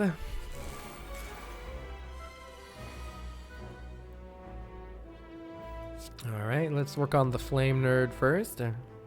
See what we draw. I gotta make sure that I remember about Gremlin Horn here. See, we're drawing a bunch of strikes. I want to get these strikes out of the deck. Excuse me. We have a lot of damage coming into our face. Can we do anything about that? I could hologram the FTL here and draw an additional card. Or if I play Beam Cell here, which maybe I should have already done. Beam Cell is 3 damage. Core Surge is 16 additional damage, taking it to 19. So Beam Cell, Core Surge, and Strike, for instance, will kill this one. Give us an additional energy. And give us an additional card.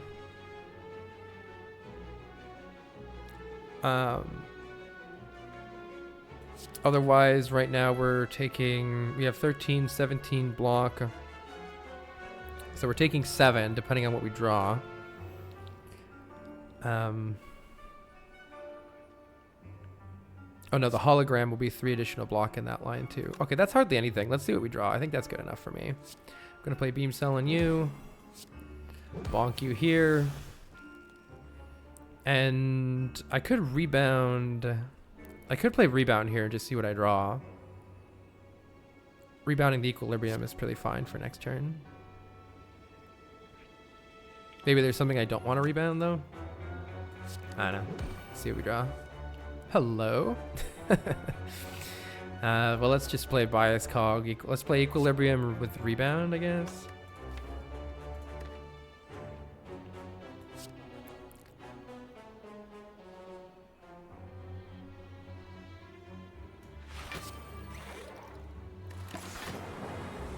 We are taking a little bit extra damage though because I didn't play the hologram.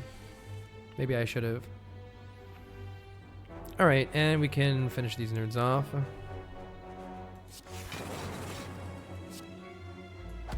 Smack. Smack.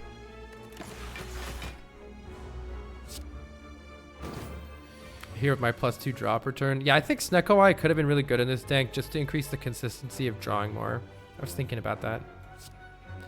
Definitely thinking about that.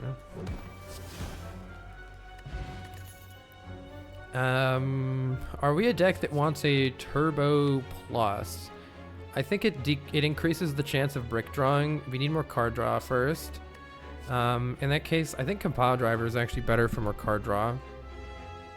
Especially with the Plasma Orb starting in our combat right away. I think we need card draw here. Is there a 2-shop elites and more question mark for tiny chest path starting left and moving right? Let's see. I'm still getting the tiny chest value on the path that I've already chosen, so I don't think that's going to matter. If we were to go this way, we could get... Oh yeah, we could get 3 shops. There's literally no rest sites that way though, so I wouldn't get to upgrade... That's a possibility, but then I wouldn't get to upgrade hologram. Which is reasonably important for the late game. I don't know. Hold out for Skim Seek. Skim Seek would be better than Compile Driver if we get them, but I don't think I'm ever going to be unhappy with... Well, I guess I'll be unhappy with Compile Driver if we don't get additional energy, but we have additional energy with the Gremlin Horn and the Slaver's Collar on the fights where I'm going to actually care about that. Turbo Plus increases the chance of brick drawing right now, is the reason I don't want to get it.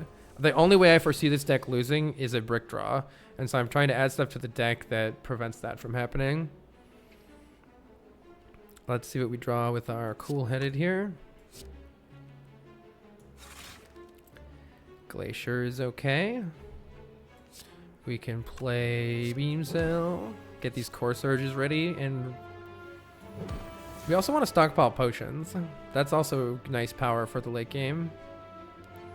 And I'm not blocking enough unless I play this Glacier, right? So let's play the Glacier. I should have done that in a different... Or no, I drew that from it. Never mind. Yeah, it's fine. It's fine. Let's play Sweeping Beam, actually, to draw deeper into the deck. I think that's good. This guy doesn't remove Artifact, right? It just adds burns. Alright, now we have the Giga Block obtained.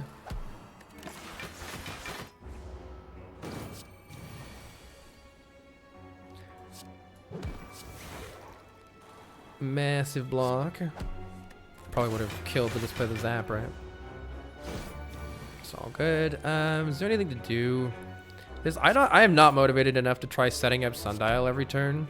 Every combat. Oh, Capacitor Plus. Welcome to the deck. That is massive scaling and a wonderful find here. All right, we could even have a loop.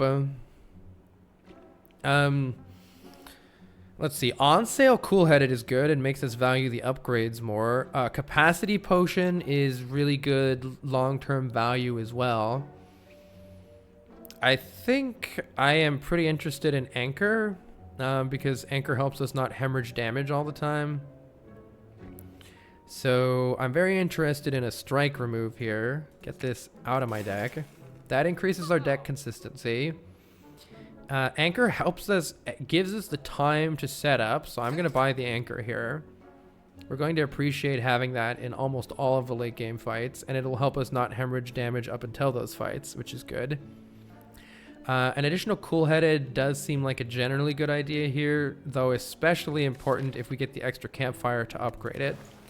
This will increase our deck's consistency, and we want to be channeling more frost, especially with the capacitor that we just added. So I like taking this cool-headed. I think this potion of capacity could be really beneficial for us in the late game bosses if we carry it until then, and so would the power potion. So if we just want to load up on late game potential, we could buy these.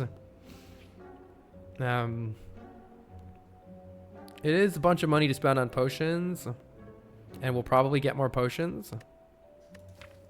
So maybe it's not needed. It would be nice to have one potion that's assurance against Reptiment, so I guess we do. Explosive potion is good for that.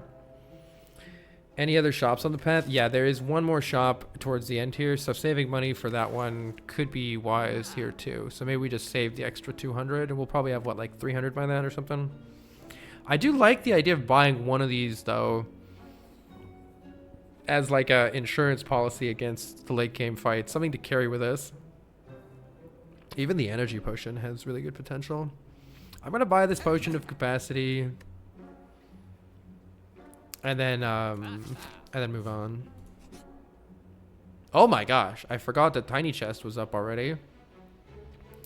We took the Slaver's Collar, so there's no downside here. We can either add a toxic egg and then not take whatever relics in here. Surely Toxic Egg is going to provide us with some consistency, like upgraded cool-headeds and more card draw related stuff, maybe an upgraded skim. So I feel like this Toxic Egg could really benefit us here. Ed says, welcome to full-time streaming, Carl. Although the academic world has surely lost great talent in you, I'm personally happy to catch you more often live. Best of luck, hearts. Aw, have a heart right back at you. Thank you so much for the kind words. Act 3 egg. Yeah, it's a bit late for this egg. We do have a lot of card rewards left, though. 1, 2, 3, 4. It's 5 card rewards of upgraded skills. 6, right? Because also from the Spear and Shield. 6 card rewards of upgraded skills. Or we just take the key. I don't know. The upgraded skills might be nice, but let's take the key. All right. Well, hopefully it makes sense here why I was insistent on taking that additional compile driver. It is certainly nice to be able to draw 3. Oh, never mind. We don't need it. And we don't need it. Okay, I'm like way too relaxed. I'm like slumping into my chair. I'm hungry for this win. We lost for 10 hours straight yesterday. Just solid losses on the defect. I'm hungry to actually get a win here. Hey, Ryan. Ask me how it's going in like 30 more minutes when I've either won this run or crashed and burned again. I'm probably going to play Core Surge Bias Defrag. That sounds great. Let's blap this nerd. I do gotta keep in mind I have the Gremlin Horn for this fight. Tons of focus is nice. I also... There's a chance I take a lot of damage next turn, actually, unless I play the Cold Snap. So maybe I want to do that instead. Instead of the defrag. There's a chance I take a lot of damage next turn, and if I don't play that Cold Snap. If we draw like a whole bunch of non-frost cards, basically. Alright, we have in fact drawn some frost cards. Let's play the capacitor. Cool-headed. Core Surge, Bias Cog. Oh my goodness, look at that. That is pretty nice. 12, 12, 12 is full blocking with the extra 4 from plated, so we can slap this nerd in the face. Just slap nerd. Oh, prediction? Right, right. Will we beat the Act 2 boss? Yes. Will we beat... I'm just gonna go straight for will we beat the heart in this run. Robot of unparalleled focus. Look, I have ADHD. How do I get this focus? No, I actually have a lot of hyper focus. It's really good for doing well in these games. Not so good for other things. Well, chill is just way too much here. I actually don't want to finish that nerd off yet. Let's just get some more lightning orbs in play. Wait, I didn't play the defrag? Oh, I guess let's play the defrag. Sure. Shua. You better win, I'm broke. Ah! This run, I would like, if I lose this run, I suck. Which I do suck, so stay tuned. We will try though. Look at how much damage these nerds are doing. What a bunch of nerds. Let's just get you out of the equation and draw our extra card here. And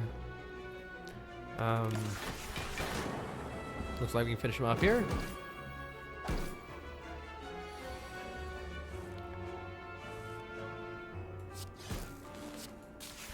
Smack. Get him. All right, power potion is great. We can keep that to the late game, hopefully. There's an argument for charge battery. There's an argument for it. I don't know if it's a good argument. I feel like we just want to draw our combo pieces, but occasionally we don't have enough block when we really need it. I don't know.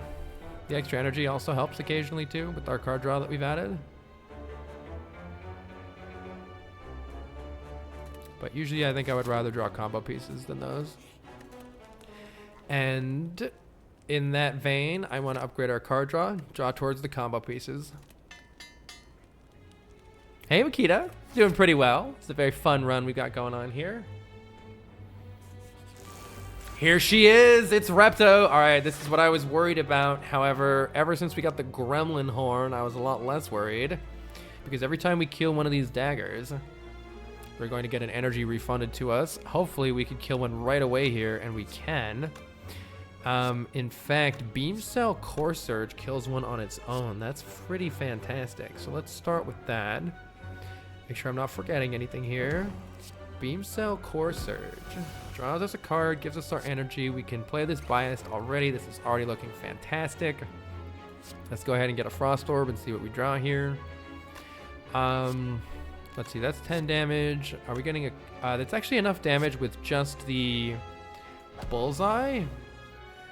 And do I want to play the Ball Lightning now? Actually, no. I'm going to play Cool Headed first because I want Frost, right? Oh, it doesn't even matter anymore. All right, cool. Nice. All right. We have eliminated the nerds.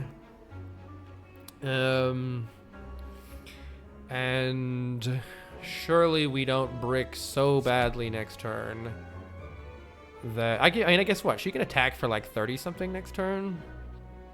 I could just go 3 Frost right away. Cold Snap Glacier. Alright, this prevents any possible bad outcome of her attacking for, yeah, 32 next turn and me drawing no block or something. On the downside, I'm not able to draw as many cards from something like Compile Driver anymore, but surely we'll be okay still. Let's see what I draw. Oh, hello, it's a Compile Driver. Let's see, I can play Capacitor Equilibrium here, and that's blocking for quite a lot. 21, 28, plus 13 is 41, plus 4 is 45. She's attacking for less than 45, so I'm pretty happy with that. Let's play Capacitor and Equilibrium. And now when we draw the thing to increase our focus later, we'll have a potential chance of still having the bias cog in our hand, which we have done here. So we can bonk you, get way too much focus, finish you off with the rebound to draw an extra card here. Sure, I'll rebound the zap. Honestly, more lightning damage would be valuable here. All right, we're good. Repto, no problem. You're looking kind of OP, right? This deck is sick. This deck is like, it's hard. We got such good card luck. Like we got the first bias cog core surge and I was already happy, and then we got another one and it's just ridiculous. I'm just gonna zap hollow ball lightning wherever ball lightning is. Okay, we got defense, we have damage, get wrecked, nerd.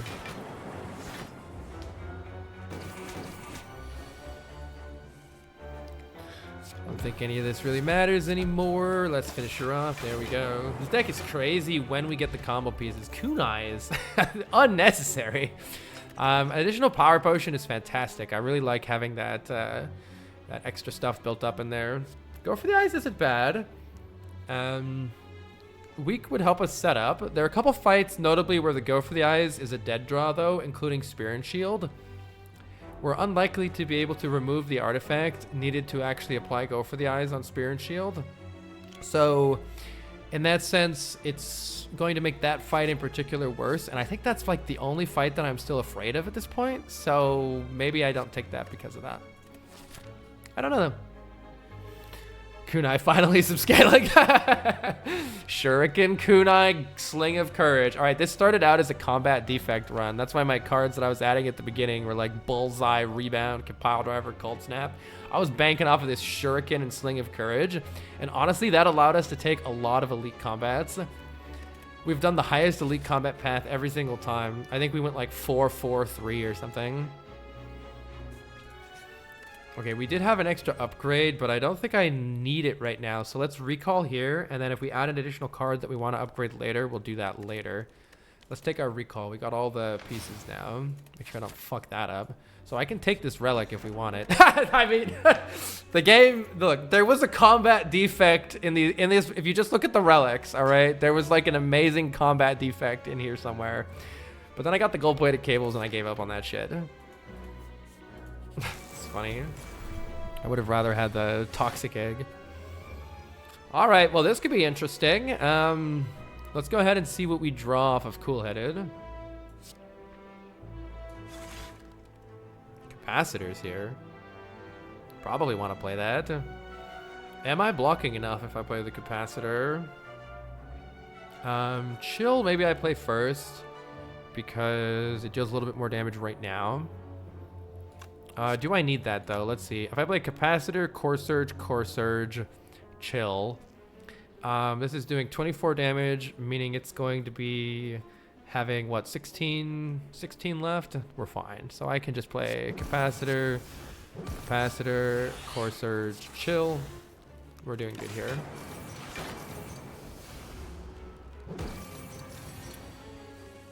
I could have, yeah, you could have made an argument for getting the energy next turn. I'm just going to, actually wait, this is a little bit sketchy, depending on what I draw, because our orbs aren't really doing anything yet. I was thinking about playing hologram Cool-Headed. I was thinking about playing hologram Cool-Headed, but that's only like 2 additional frost. There's not actually much happening there. Instead, maybe I play the sweeping beam and see what I draw there. Hologram Cool-Headed, 2 energy left. Let's hologram the Cool-Headed. Surely we draw something good. Do I draw something good? Let's see. If I play Glacier, or alternative, no, blocking isn't as good as just doing 1 damage here. I think I want to play the sweeping beam. This is getting a little bit sus. This is getting a little bit sus. Ball lightning. I'm very curious what I draw with the sweeping beam. If I don't draw any focus, then our best bet right now, if assuming that I just don't draw anything good from here, what's the best way to help mitigate damage right now? It would be to play Core Surge, Ball Lightning, I think. We want to deal the most damage possible, and that would be the way to do that, I believe. So if I play Core Surge, Ball Lightning right now, that's dealing 20 damage. That's doing 20 damage, and we get a new Lightning Orb. This is doing 6 additional damage, so that's 26. And then the other one will evoke for, or will channel for 3, so that's 29. That brings this attack down to 21. And of that 21, we're blocking 7, 9, 11, 13. So we're taking 7 damage if I just play Ball Lightning Core Surge right now. Yeah, we could use a potion if we need to, but I don't think yet. Alternatively, I play the Sweeping Beam, which is losing me... Sweeping Beam is like... actually increases the amount of damage that I'm taking if I don't draw something like Biased. If I draw FTL, it's good. If I draw Beam Cell, it's at least evening out. But I'll probably draw something like Defend or Compile Driver or something, and then we're not actually getting any additional value out of having played the Sweeping Beam. So maybe I just take the consistency and eat my 7 damage. I'm pretty sure it's not better to play Glacier, right? I can't evoke this. What I probably should have done is tried to quickly evoke this to get the extra energy right now, but I didn't think about it in time. If I play the Glacier instead, let's see, that's evoking this right away for 8 damage, but then I'm not getting any value out of this Plasma Orb. It can't possibly be better. So I'm gonna play this, and then I'm either just popping this Explosive Potion because I'm probably gonna get more potions, and what does it even matter anymore? The Explosion Potion's kind of worthless right now, just to save a little bit of health, or we say it just doesn't matter. I don't have any sustain, so like, I don't know, but maybe this can't be Repto again. Against Nemesis, I guess the other 2 bosses that at least that we can fight, this Explosion Potion isn't doing shit. So, I don't know. It's like a small thing. I don't think it matters very much. Maybe there's a use for it later, but whatever. I think now we're gonna draw the Bias Cogs and we don't care about this fight anymore. Yikes. This is why the deck needs card draw. And more removes. And more removes. This is where the Snecko Eye would... You would have already had the Bias Cog in play with the Snecko Eye. Big yikes. Well, this is what we got. Let's see how bad it is. All right, this is 4 damage, and this will be 15 damage on top of that. So let's see. Yeah, that's 4, 15. 6 here is 21. 3 is 24. So incoming damage will be 36. And we'll be able to block for 18, 20, 22, 24, 28. So we're looking at taking 8 damage right now. I think I'm definitely not opening a power potion for 8 damage. Maybe I shouldn't rebound this Equilibrium, but I'm already too deep, so it's happening. Oh, Transient, why do you do this to me? Oh, it was only 4. Luckily, I can't do math. It was only 4. All right, well, now the Bias is finally here, and we don't have to worry anymore. I think looping this is better than looping Frost, right? So, but so is playing more orbs. More orbs, please. Give me another Bias, please. Defrag will do. Thank you very much. Is that for surezies enough block? 9, 9, 9, 9. Yeah, it's enough. Is it enough, actually? Wait, is it like 1 or 2 short randomly? Let's just fucking play Cold Snap. Don't need that anymore. Get this there. All right. Okay.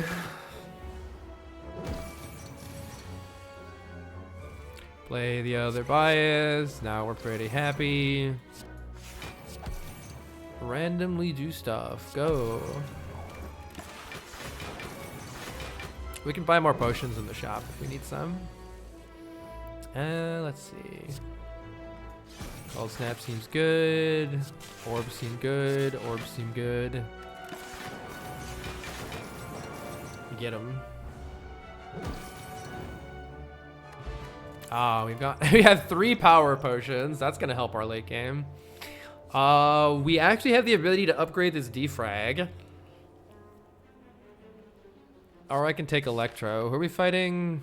More power. Wait a minute. How am I beating this boss again? How am I beating this boss?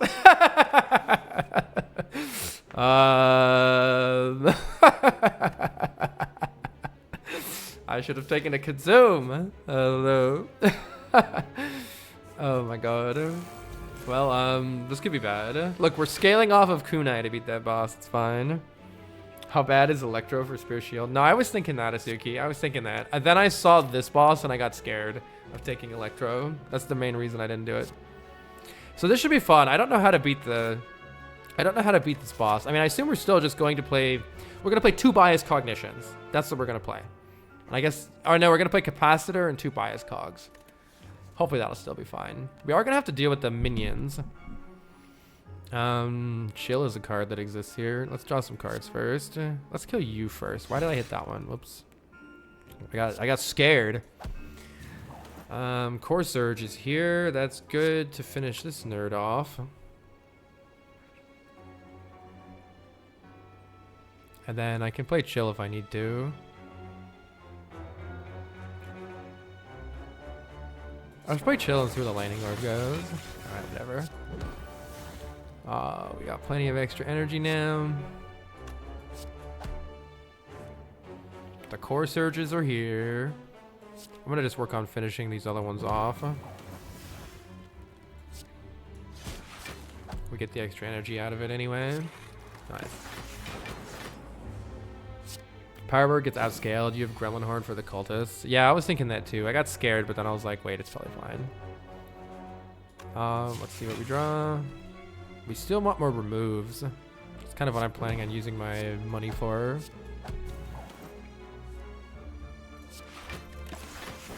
Alright. Looks like this fight's over.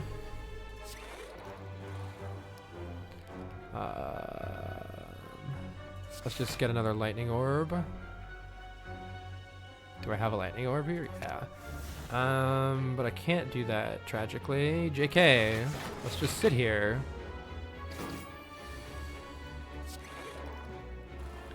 Zav, dualcast. Alright. Do we want a dexterity potion more than an orb of capacity or a power potion? I say no. We have another capacitor though. I think I should probably take that. It does increase the dead draw potential once again, but the max scaling is much higher with that. And we can actually upgrade it or rest in our final thing. Capacitor is welcome right here. Let's fill up those orbs. And proc a Kunai Shuriken.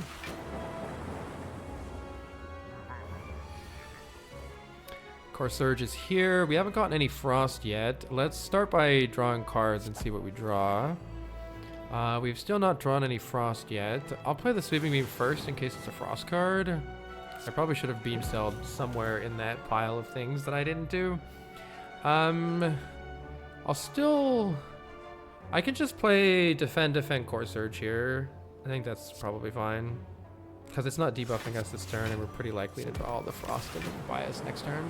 But yeah, like a hand draw pattern like that, I mean, aren't we just dead to Spear and Shield? If you just take that draw that I just exactly got, isn't that dead to Spear and Shield?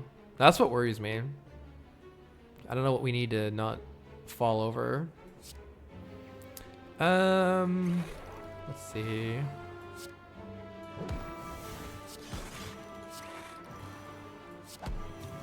Also, I'm not taking damage, yay. You pop pots. Yeah, hopefully the power potions would help. Core Surge, Bias Cog, Glacier, Chill. Alright, we also need to get some more damage in against this nerd, but this shouldn't be a problem. We have another capacitor, right? Alright. Pretty good here. Typically, potions are your best insurance for late game draws. You've won runs because you saved Ghost in the Jar from Act 1 all the way to the hard fight. That's why I really like the fact that we got the potion belt. Maybe there's something better than Potion of Capacity now that I have 2 capacitors that would help with a little bit of late game insurance, a bit more than what we've got already. Let's play Bullseye. That feels like damage. All right. Ooh, oddly Smoothstone helps a little bit. Helps a teensy bit. I don't think we need a Dark Orb in this deck. You could argue for 1 Dark Orb and some AoE. But it also, again, is kind of like a brick draw, or it's a slow draw early on in a lot of fights, like Shield and Spear. So I think we keep what we got, and we're happy with it. Let's see what we have here. There's a consume if we want it. That is scaling against the bird nerd here. I'm suspecting that we don't actually need it, but I don't really know. There's a cauldron. Now, here's a question, chat. What is a potion that would help us against Spear and Shield more than what these already do? Like if you were to buy this cauldron. Draw pot. Yeah, draw pot. Gamblers and draw. You're right. Okay. So see, we don't have any of those here. However, I also do think that just removing strikes is, in a sense, like a draw pot to some extent. Maybe it's not quite as good. So I like the idea of simply removing a strike. And that's not enough to afford the cauldron. So how about we just wait until next chop here? I'm hoping... I have no experience with doing this fight with focus. The only times I've beaten Bird Nerd on Defect, I've like spammed tons of powers with Creative AI and Echo Form, and it's like got crazy. I'm hoping that if we just play Bias, Cog, and Capacitor, maybe 2 Bias and Capacitor and no other powers, everything will be fine. No way you dump 3 power bots. Yeah, it's just this Potion of Capacity that I was thinking maybe there's one thing that might be better. Okay. How to tell someone is a Baylor fan? What? I mean, I don't want to draw strikes at an important turn, you know? I don't want to draw strikes at an important turn. Look at this shit. Look at this shit, but... Yikes. Let's see what we draw, I suppose. This is where I got the anchor, by the way. And also, this is why adding more core surges, capacitors, and bias cogs also creates some bad situations. Welp.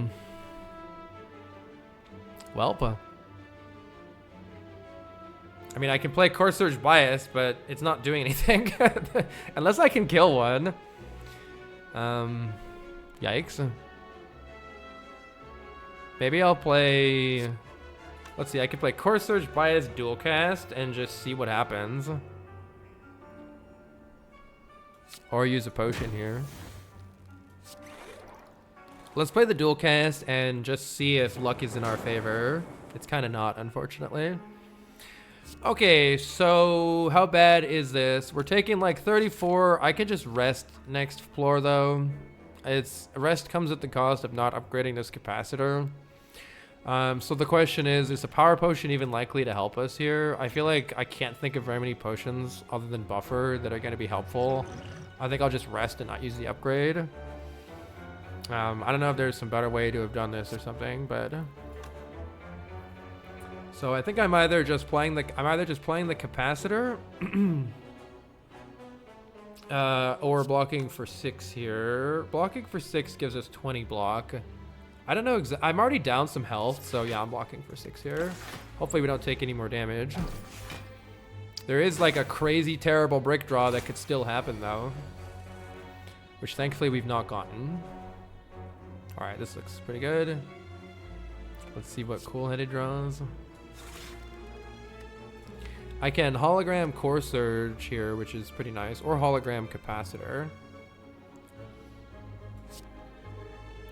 I'm gonna hologram capacitor and just play the bias cog as is. I think it'll be totally fine for getting out of this fight. Okay, I don't think we're worried anymore.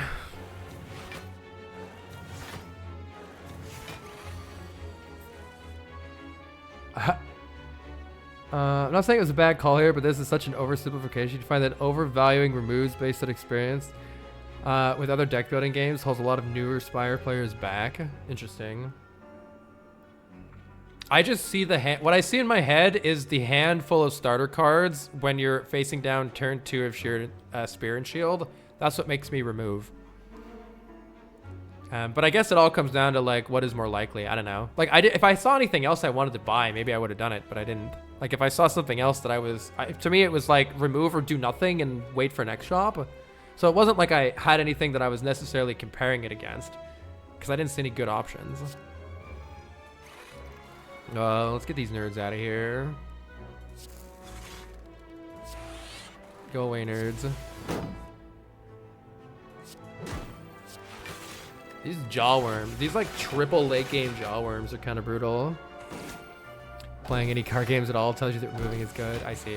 I've definitely seen a lot of like if I'm watching Zeknar or something, like late game, I've definitely seen people with like massive decks, and it's like the chance of drawing your starter cards isn't really that high when your deck is really big. And if you have a lot of card draw, it doesn't really matter, especially on like silent.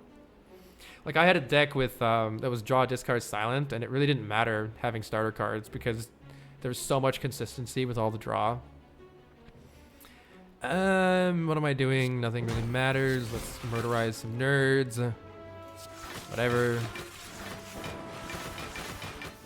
I do worry a little bit about our damage. Maybe we need additional lightning cards.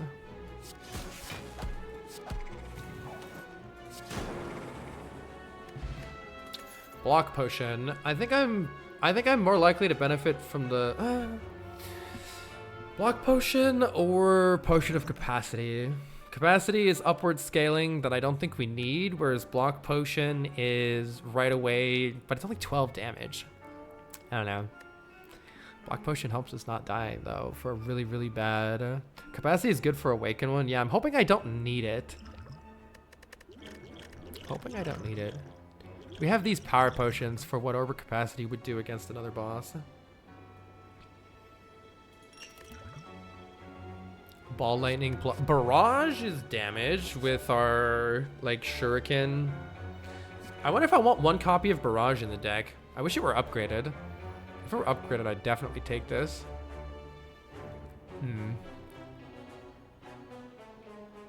If you draw capacitors, expensive stuff. Yeah, there's ways that I could see using it. I don't know. This run will be a very fun learning run for me to go back and resume it at different points and be like, what would have happened if I took that Snecko Eye? I'm really curious what would happen if I took that Snecko Eye.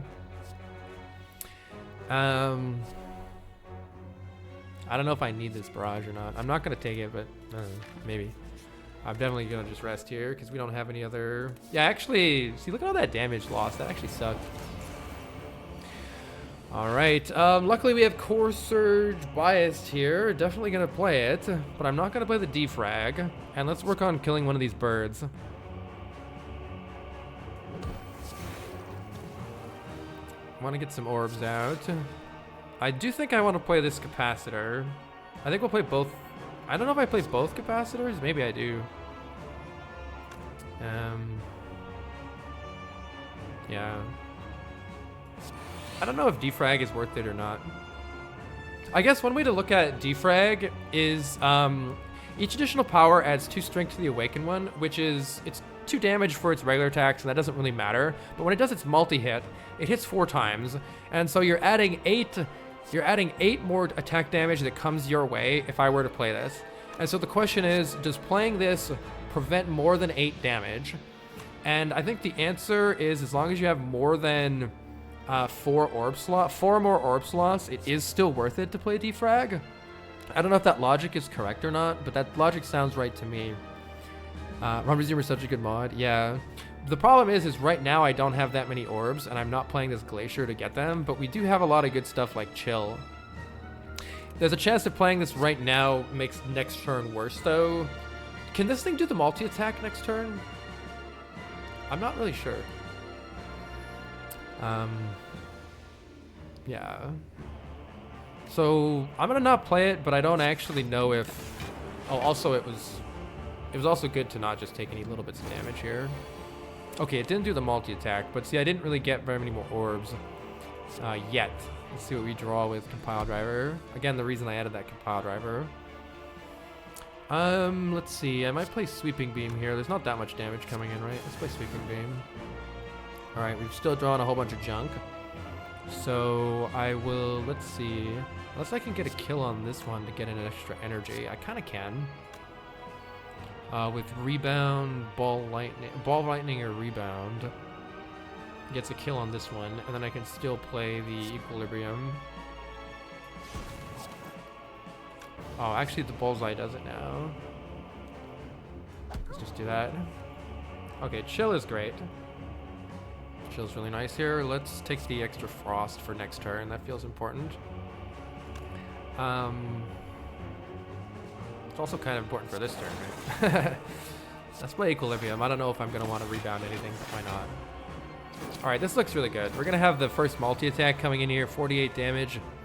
And so this is when you gotta be a little careful here, but I could play capacitor, hologram, glacier. Sounds great. I'd also like to get rid of this nerd. I'm gonna play capacitor, and I'm gonna hologram glacier. That seems really good. Maybe I should have killed this guy first. I think I should have. Yeah, I think I should have. That was a bit of a mistake, but how much damage is coming in here?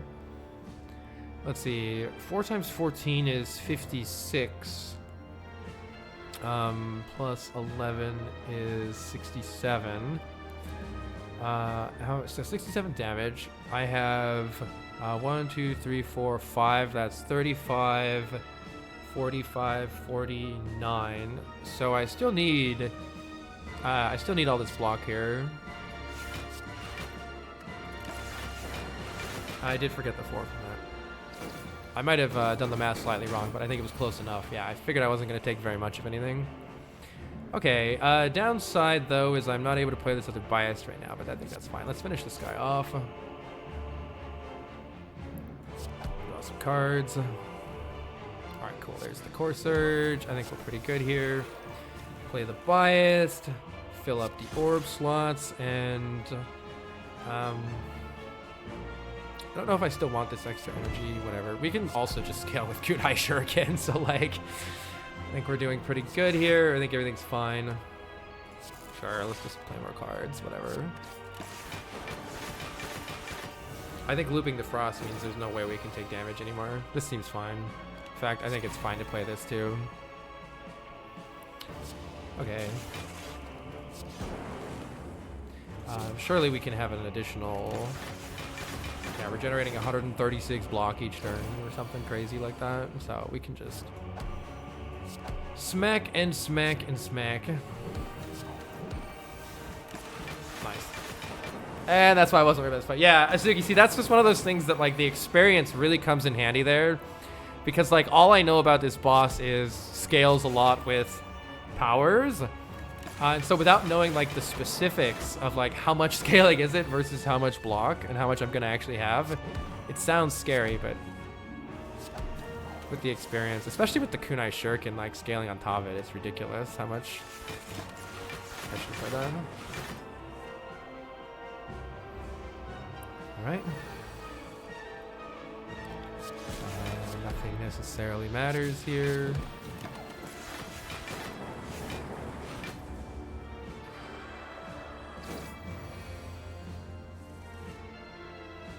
I guess one way to think about bias cog is like one bias cog means 8 more damage, but I get 5, 10, 15, 20 additional block. So it's way, like, it's way better.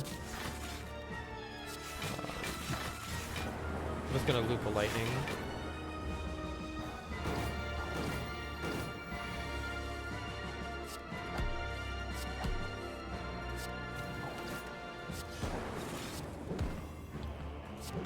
Smacky, smacky. For the heart fight, I think it's going to be very important for us to keep a frost up front so that I can... Actually, no, the gold-plated cables is at the end of the turn, whereas loop is at the beginning. There may be an issue with Beat of Death in the heart fight because I don't have a loop in the deck. I just realized that because of the way that gold-plated cables works, it doesn't help you at the start of the turn for Beat of Death. This nerd should hopefully not be too bad. Let's draw some cards. Well, all right. GG. We want to draw our capacitor here. Oh. Actually, I probably shouldn't play this. Maybe this was a reason to not have done that in the order that I did it in. I'm gonna play Beam Cell Bullseye, maybe for a kunai stack, or maybe I don't care. Whatever. I'll play Chill so that next turn... I don't think... Yeah, it's gonna debuff me, so I want to play... Nice, capacitor relation is surely good here. And I'll just pass this. Oh, I might still take damage. That's a lot. I should get a Frost here so I don't take any more damage. Yeah, I should have evoked the Plasma. That's what I should have done. My bad. Alright,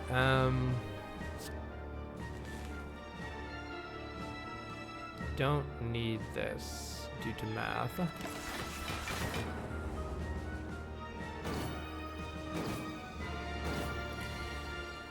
I don't want this energy. I want Frost, please. Thank you. I could play Core Surge, Hologram, Bias Cog there. Okay, now we're totally done, right? I can just pass the turn and we win. This is when Defect actually feels strong, which is nice after how much I've gotten absolutely dumpstered up until now. 1, 2, 3, 4, 5. Yeah, none of this matters. Don't need this anymore. So this is... You can literally just pass the turn over and over and over again. And there's no way to take any damage here, which is very silly. That's very funny. Well, we have achieved E. Bask in the power of E! This is my first time ever doing this. This is fun. They call this boss Time Eater because you press E at her. Yeah, thank you so much for the 4 months. It's greatly appreciated. All right, but all this is making me want even more is to actually win with Combat Defect. I've gotten to the heart twice on Combat Defect, never won. I crave it. We'll work on that through the next cycle through the characters. All right, are you ready for the...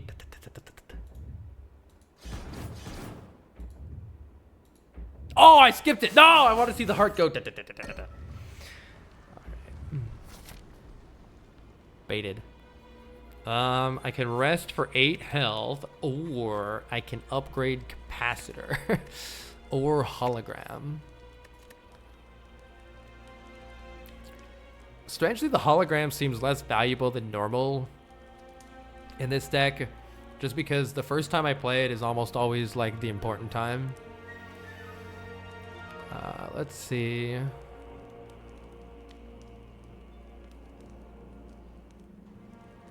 Do I want 8 health or an extra orb slot? Kind of want the 8 health. Kind of want the 8 health. Yeah, I was thinking about inating chill too, but if we don't draw the focus, then it's like not that useful.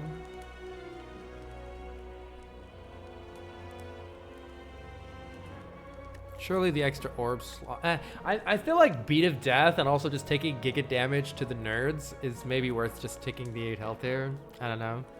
And 8 chill does make compile better, and that's true. That's true too. I'm gonna take my 8 health. All right, what do we have?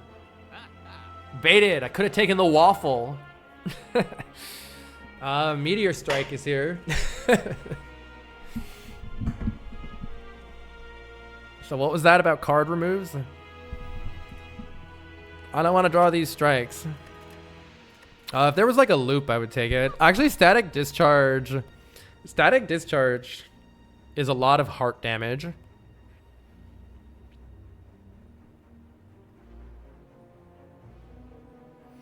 I could take 7 additional max health. Or a 4th power potion. Surely when you just play 4 powers, we'll be okay, right? You can have 4 power potions. Yeah. I don't want this strike. I want to draw a good card instead of that strike. Draws rebound instead. All right, this is the fight I'm worried about. Give me a good opening hand, game. I'll take it. It's Frost. Oh god, look at all this damage. All right, let's draw with the FTL. Start there. Ascender's Bane, sick. You love to see it. Let's play Cool-Headed to draw a whole bunch more cards. Compile Driver draws 3, so I'm thinking about playing Compile Driver before anything else.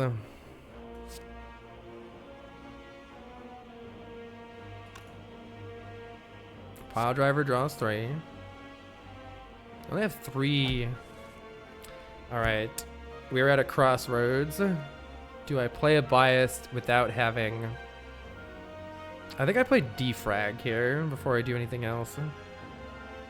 Okay, let's say I play Defrag.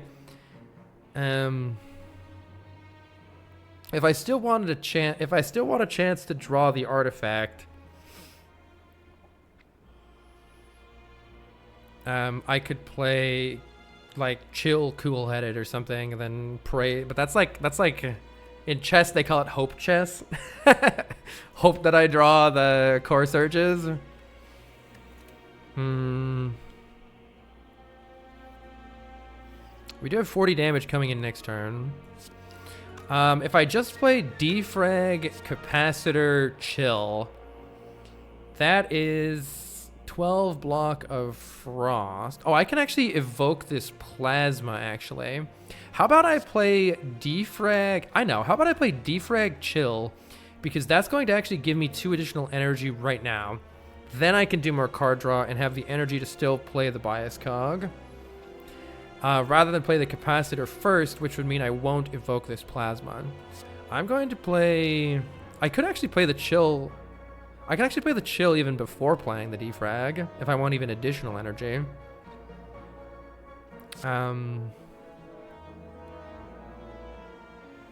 But... like, the Defrag is just, what, adding 2 additional damage to the Lightning Evoke? That's kind of nothing.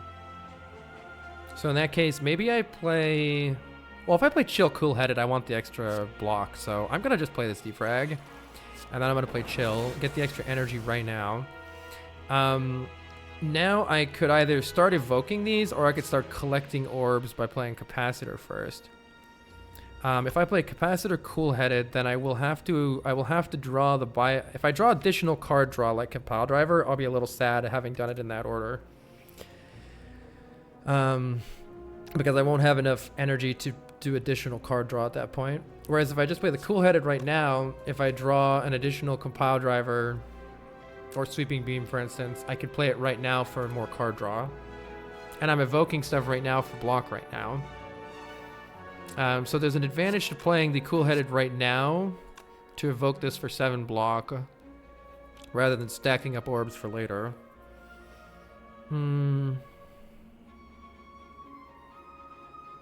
On the other hand, playing the Capacitor first,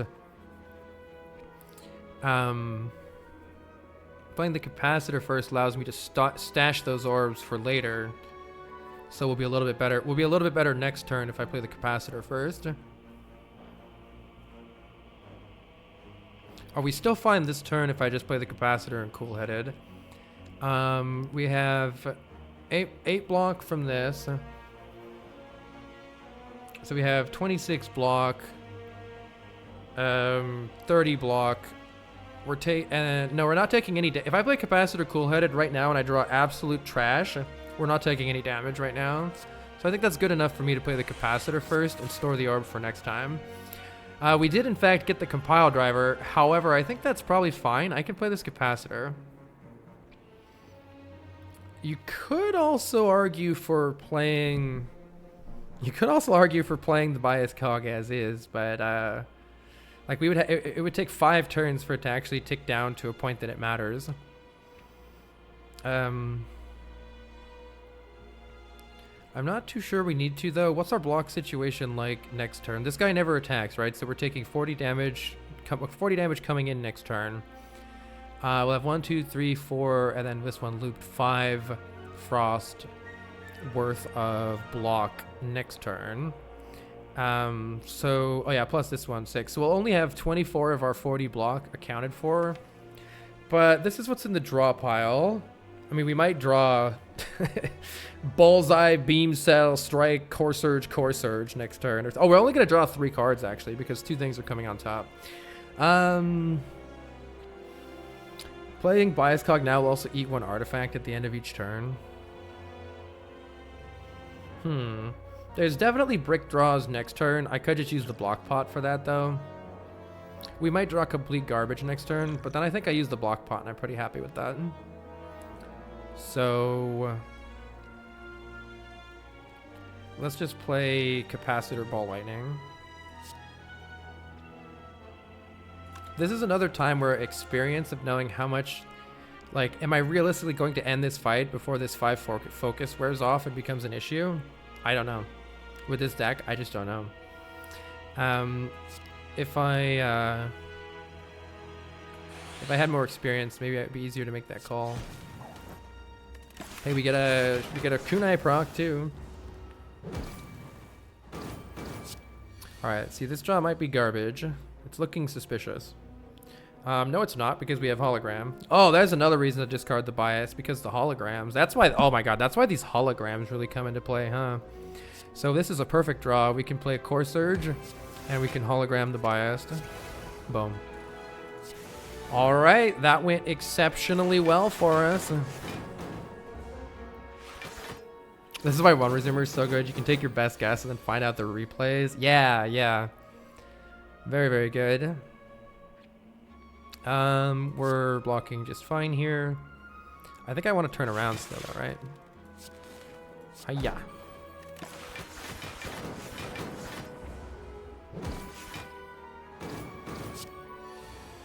These guys are so mean. They put the stuff on top of your deck twice. What a bunch of nerds.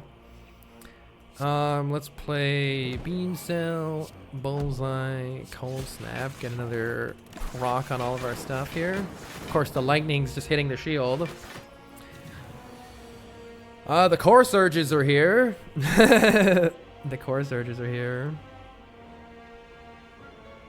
And sure, I'll play both Core Surges, right? And I don't need to actually play this dual cast to full block this, right? This is 48, 72, and 1, 2, 3, 4, 5, 6, 7 is... oh, do I need to actually? 1, 2, 3, 4, 5, 6, 7. This is only 60 something block. How does math work? So I actually do need a dual cast to not take damage, I think. Seems fine. Yeah, I think I would have. Alright, but it's no problem. We're looking pretty good. Let's see what we draw. Let's play let's play Zap? Wait, wait. Surely it's fine. Putting this lightning up front is maybe sketchy. Let's just dual cast it so next turn isn't awkward. This guy needs to die. Alright, we can definitely play the other bias. Oh, I had it anyway, even if I didn't. And then finish this nerd off. Alright, nice. I think we're good here. We didn't take any damage and we kept all of our potions. I am a little worried about how slow our damage is in the hard fight. That's the only thing that I'm worried about here. But presumably we can block a lot.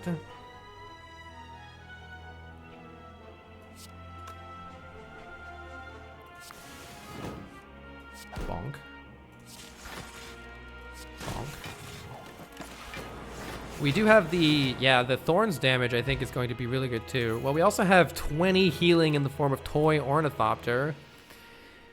And if we want to recycle some junk in our deck, we could take Recycle. I'm not sure that we do.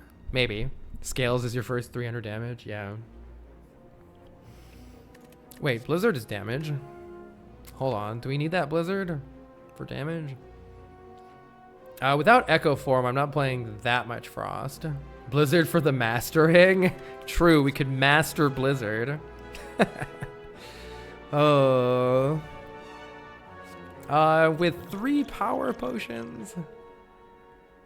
We probably have Echo Form with 3 power potions, right? Let's take Blizzard. Alright, here we go. Well, that sure is a turn 1. Actually, we need to acquire still some... We have 10 block. We would like to get any of our core surges, so let's draw towards those first. Cool-headed is here, that's good. Draw some more cards. Compile driver draws 3, let's do that. Please give me a core surge. Yikes! Kind of a trash draw order. Given that we have 3 core surges here that we've been unable to obtain so far. We can at least play the defrag. Yeah, we got the potions.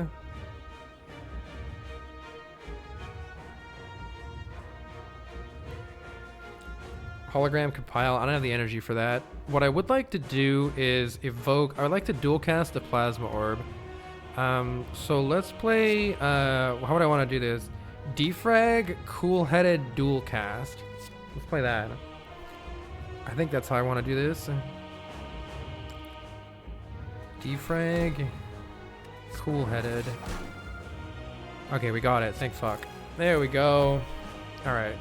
Now we can play Core Surge, Biased, and we can start looking at these potions. Let's take a look at the first potion here.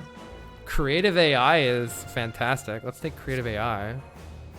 Play that. Mr. Foldable Bones, thank you for the 16 months. There's no need to play the Defend because I'm healing for 5 every time I use one of these potions. And I could hologram cool-headed here. Or I could save the hologram in the drop pile. We can only use it once. Let's look at another potion. Another power potion. Capacitor is good. Heat sinks is good. Electrodynamics is good. All of those seem good. I'll take the orb slots, please. Let's play capacitor. How many more frost orbs are in the pile here? We need to actually fill up these frost orbs. And there's not that many left to fill up here. So it might not be the worst idea to... he thinks it's great with Creative AI. Yeah, I was thinking about that too. Might not be the worst idea to get one of these cool-headeds back, just to ensure that we actually have more frost for next turn. So that would look like hologram. It's not that I play as capacitor, but then we have like all these empty orb slots. You're about to get a bunch of garbage in the draw pile. True. That's why I think having an additional frost orb is pretty smart here. Might be a little awkward. If I draw a Blizzard from the cool-headed, it'll be pretty awkward.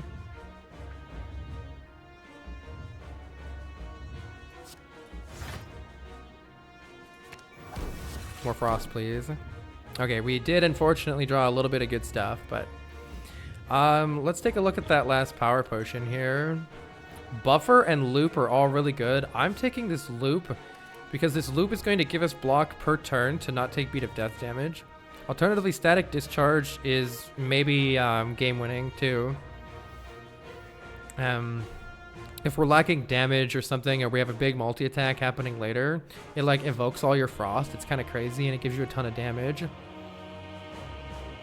So Static Charge requires taking a lot of damage. I think the loop is good because it blocks next turn and on subsequent turns, so the loop is better right now.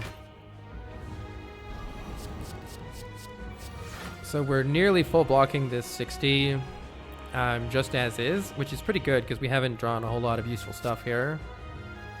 So we can play Equilibrium just for block, and we can play Capacitor just to get those orb slots for later.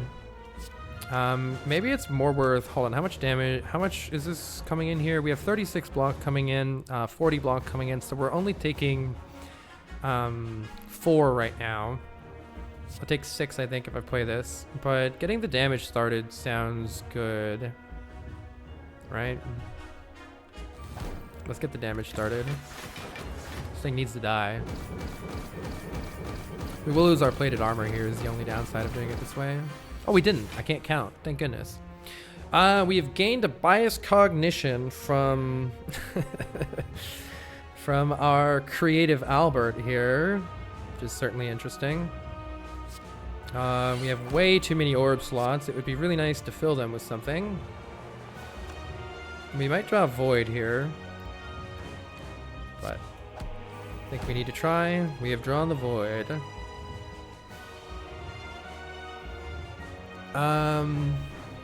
Not a bad turn to just use that block pot potentially. If I play defend here, we'll gain 3 additional block because of Beat of Death. So that's 36 plus 3 is 39. 44, 48. So we're taking like 20 damage. May as well use the block pot. Potion heals 5. Yeah, I guess it, in some sense, would be nice to take the damage and then use the block pot later instead. I can also get rid of the Slimed instead of playing the defend. That sounds better. Why don't I play the Slimed and use the block pot? I could also just play the bias and let it tick down. Presumably we're winning before too much longer than that, but I don't think we need to, right? Let's play the Slimed. Get that out of my deck. Take our block pot here, and we'll take, what, 12 damage? Alright, now we're looking very good. We can fill up our orb slots, play a defrag, rebound Glacier to fill up the orb slots even more. But we are going to need to actually deal damage here, so let's start acquiring some more lightning orbs as quickly as we can here. Let's definitely play this heat sink, so that's going to be useful. And now we can play the next bias that we draw. Let's fill up the orbs, and then let's start doing attack damage too. We will draw a bunch of attacks to deal attack damage. Loop is good. Play this loop. I think it's more important to deal damage here in any way that we can. Well, actually, drawing the bias is pretty good too. Let's play Beam Cell. Try to draw more bias. Can I even use Capacitor anymore? 2, 3, 4, 5, 6, 7, 8, 9, 10. It doesn't do anything anymore, right? I think we play Zap here.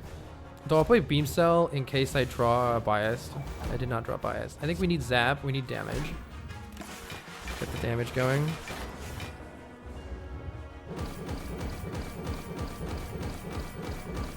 Thank goodness for bronze scales, or we would be doing absolute nothing here. Hello World draws a card. Sure, I'll play it. Oh, there's the biased. Alright, good. That's really good here. We can Core Surge again. Bullseye is going to be more damage eventually here. I'm gonna play this Hello World. Maybe it gives us a random attack card. Can it make Barrage? That'd be sick. Oh, Buffer's nice. We can play this other bias. Oh my god, look at this focus. This is crazy. Blizzard, 20 damaged. Get in there, Blizzard. All right, I think we're doing pretty good here. I don't even know if this buffer is worthwhile to even play. Let's just deal damage. What's our last card? Ball Lightning on the bottom here. Blizzard. Look at how much block that is. We got 200 block. But actually, that's not even enough, right? For the next cycle. Like, is that even enough? Oh my god, another bias while I'm playing it. This is a very, very biased deck. Now Bullseye is actually contributing to damage more. Let's keep playing attack cards here.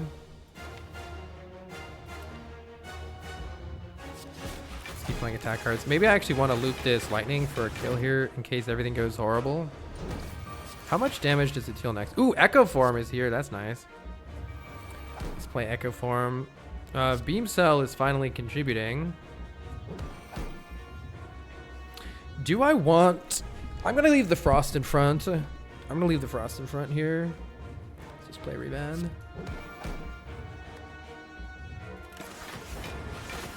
But there might have been a kill right then if I had just looped this Lightning Orb.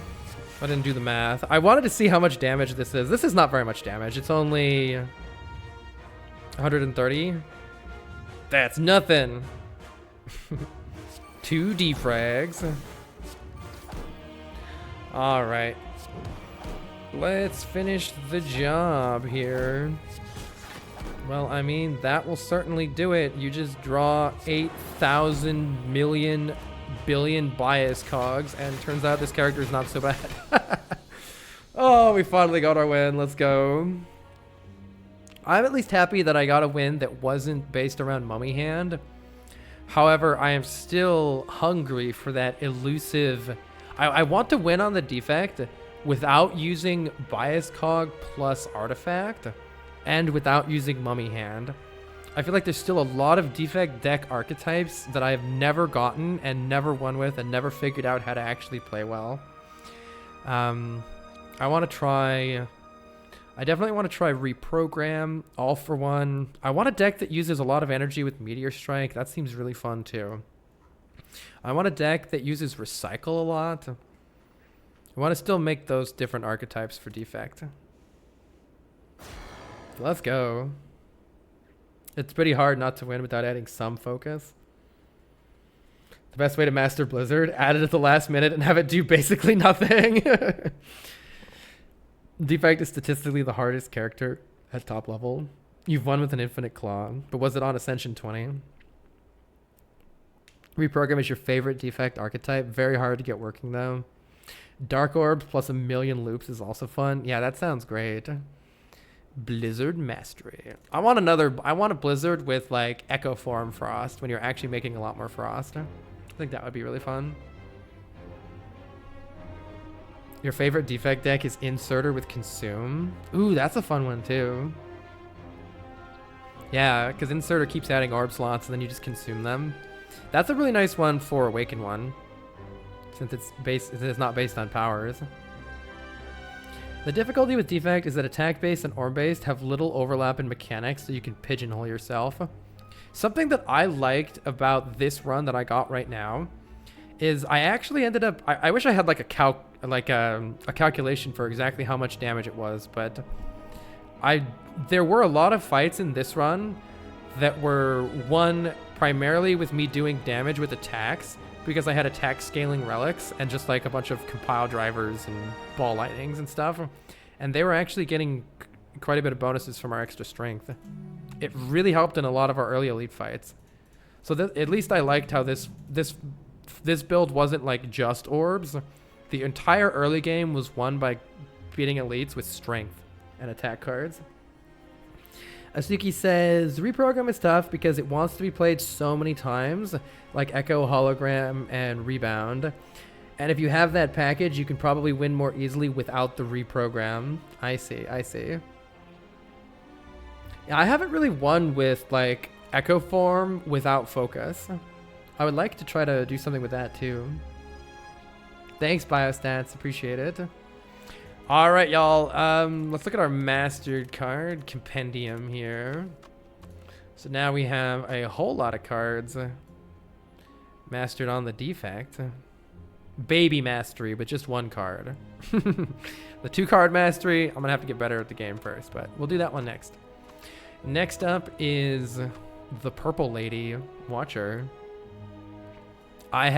Fun fact, everybody says Watcher is the easiest character. Oh my god, I have all the beta card art. I need to switch it to the regular for at least most of them. Everybody says that this character is the easiest. Well, I have never actually won an Ascension 20 run with the Watcher. Partially because I've played her the least. But I have seen some really cool decks My favorite deck that I've ever seen that won from the Watcher was a deck that Baylor Lord played that contained 2 copies of Signature Move. Oh, let's see if I can find Signature Move. It was a very silly deck.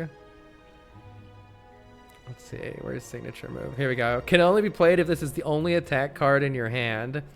My god, I'm going to keep the beta art for this one. Oh, the beta art's so much better. Oh my god. Watcher, like, whatever. I don't know what this wrestling move is called. I love this beta art so much. It's so cute. You started enjoying her so much more the day you decided to never do another red-blue infinite, even when it was correct. Yeah. And as somebody who enjoys the streamer Baylor Lord, you should definitely check out if you haven't. I feel like Baylor very rarely makes infinite combo decks with Watcher, and they're just usually extremely fun decks. I definitely want to try to win with a Divinity deck. Divinity seems really fun in general. Worship? Wait, why is she, what's the lore here? Why is she worshipping? Oh, she's worshipping Dead Branch, isn't she? Oh my god, that's hilarious. I hope they do this beta art thing in Slay the Spire too. Die next turn. This card is fantastic, right? I want to make a deck with this. Enter Divinity, die next turn. That's so funny.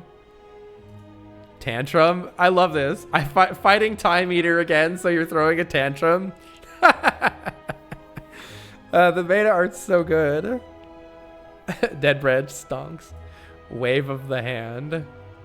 Oh, that's a good beta art too, but fine. I gotta convert some of these off of beta art or people complain. I don't know what is going on in this one. Look at these eyes. Look at her eyes. What the hell is going on there? Oh, she's doing the Matrix. She's doing the... Oh, she's in a swivel chair. Oh my god, she's in a swivel chair. I thought it was like the Matrix thing. Okay. Oh my god. That one looks pretty cool too. The chair. Talk to the hand. Hand. Beta arts are so good, specifically on the Watcher. I feel like the Watcher has really good beta arts. I mean, they're all good, but... Rush down. There's like too much going on in this one. I almost prefer the beta art for this one. There are ways to survive playing Blasphemy. If you're intangible, right? Nirvana is also fucking hilarious. This is the band Nirvana. Mental Fortress. Oh my god, it's a brain. It's a brain that's a little castle. Brain castle. A brassel. Foreign influence. I like that one. Conclude. End your turn. Get out of here. Oh. Now you want to play Slay the Spire again? I'm very excited for Slay the Spire too. Sash Whip. Hey, wait. Watcher is whipping... Wait a minute. Watcher is whipping the Silent. What the heck is happening here? Uwu. Why is it the Silent? What? Oh my god. Ah, pressure points. I was really excited to make a pressure point deck until I realized that it was just a giant meme and it's not really a deck. Tragedy. Just lucky. Halt. Gremlin Knob. Gremlin Knob, do not kill me. I mean, I think Gremlin Knob is still killing you even if you're playing Halt in Wrath form.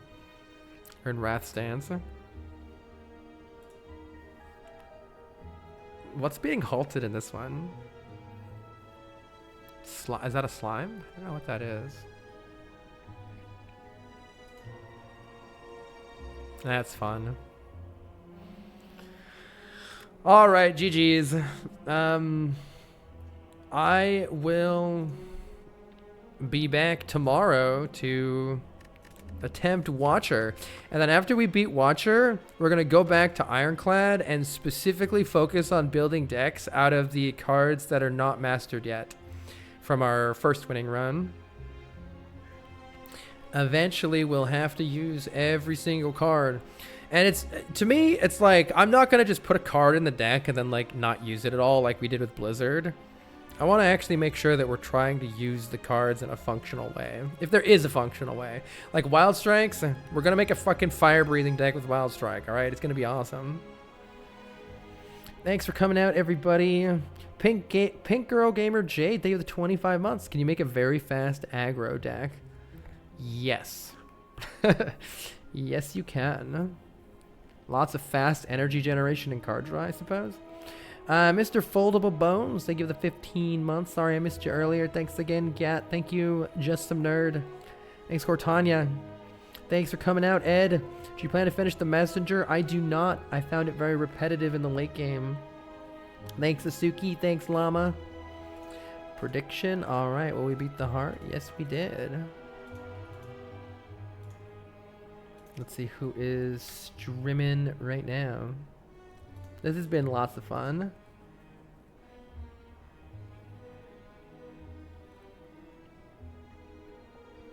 Who is streaming Slay the Spire? Let's go. Let's see. Maybe has Slay the Spire recommendations.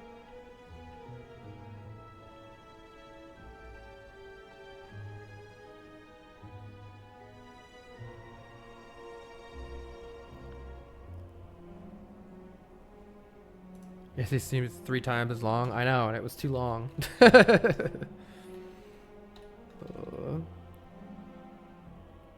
Thanks, Coriander. I don't know who this person is, but they're playing Ascension 20 Ironclad. Thanks, Lynx. Later all.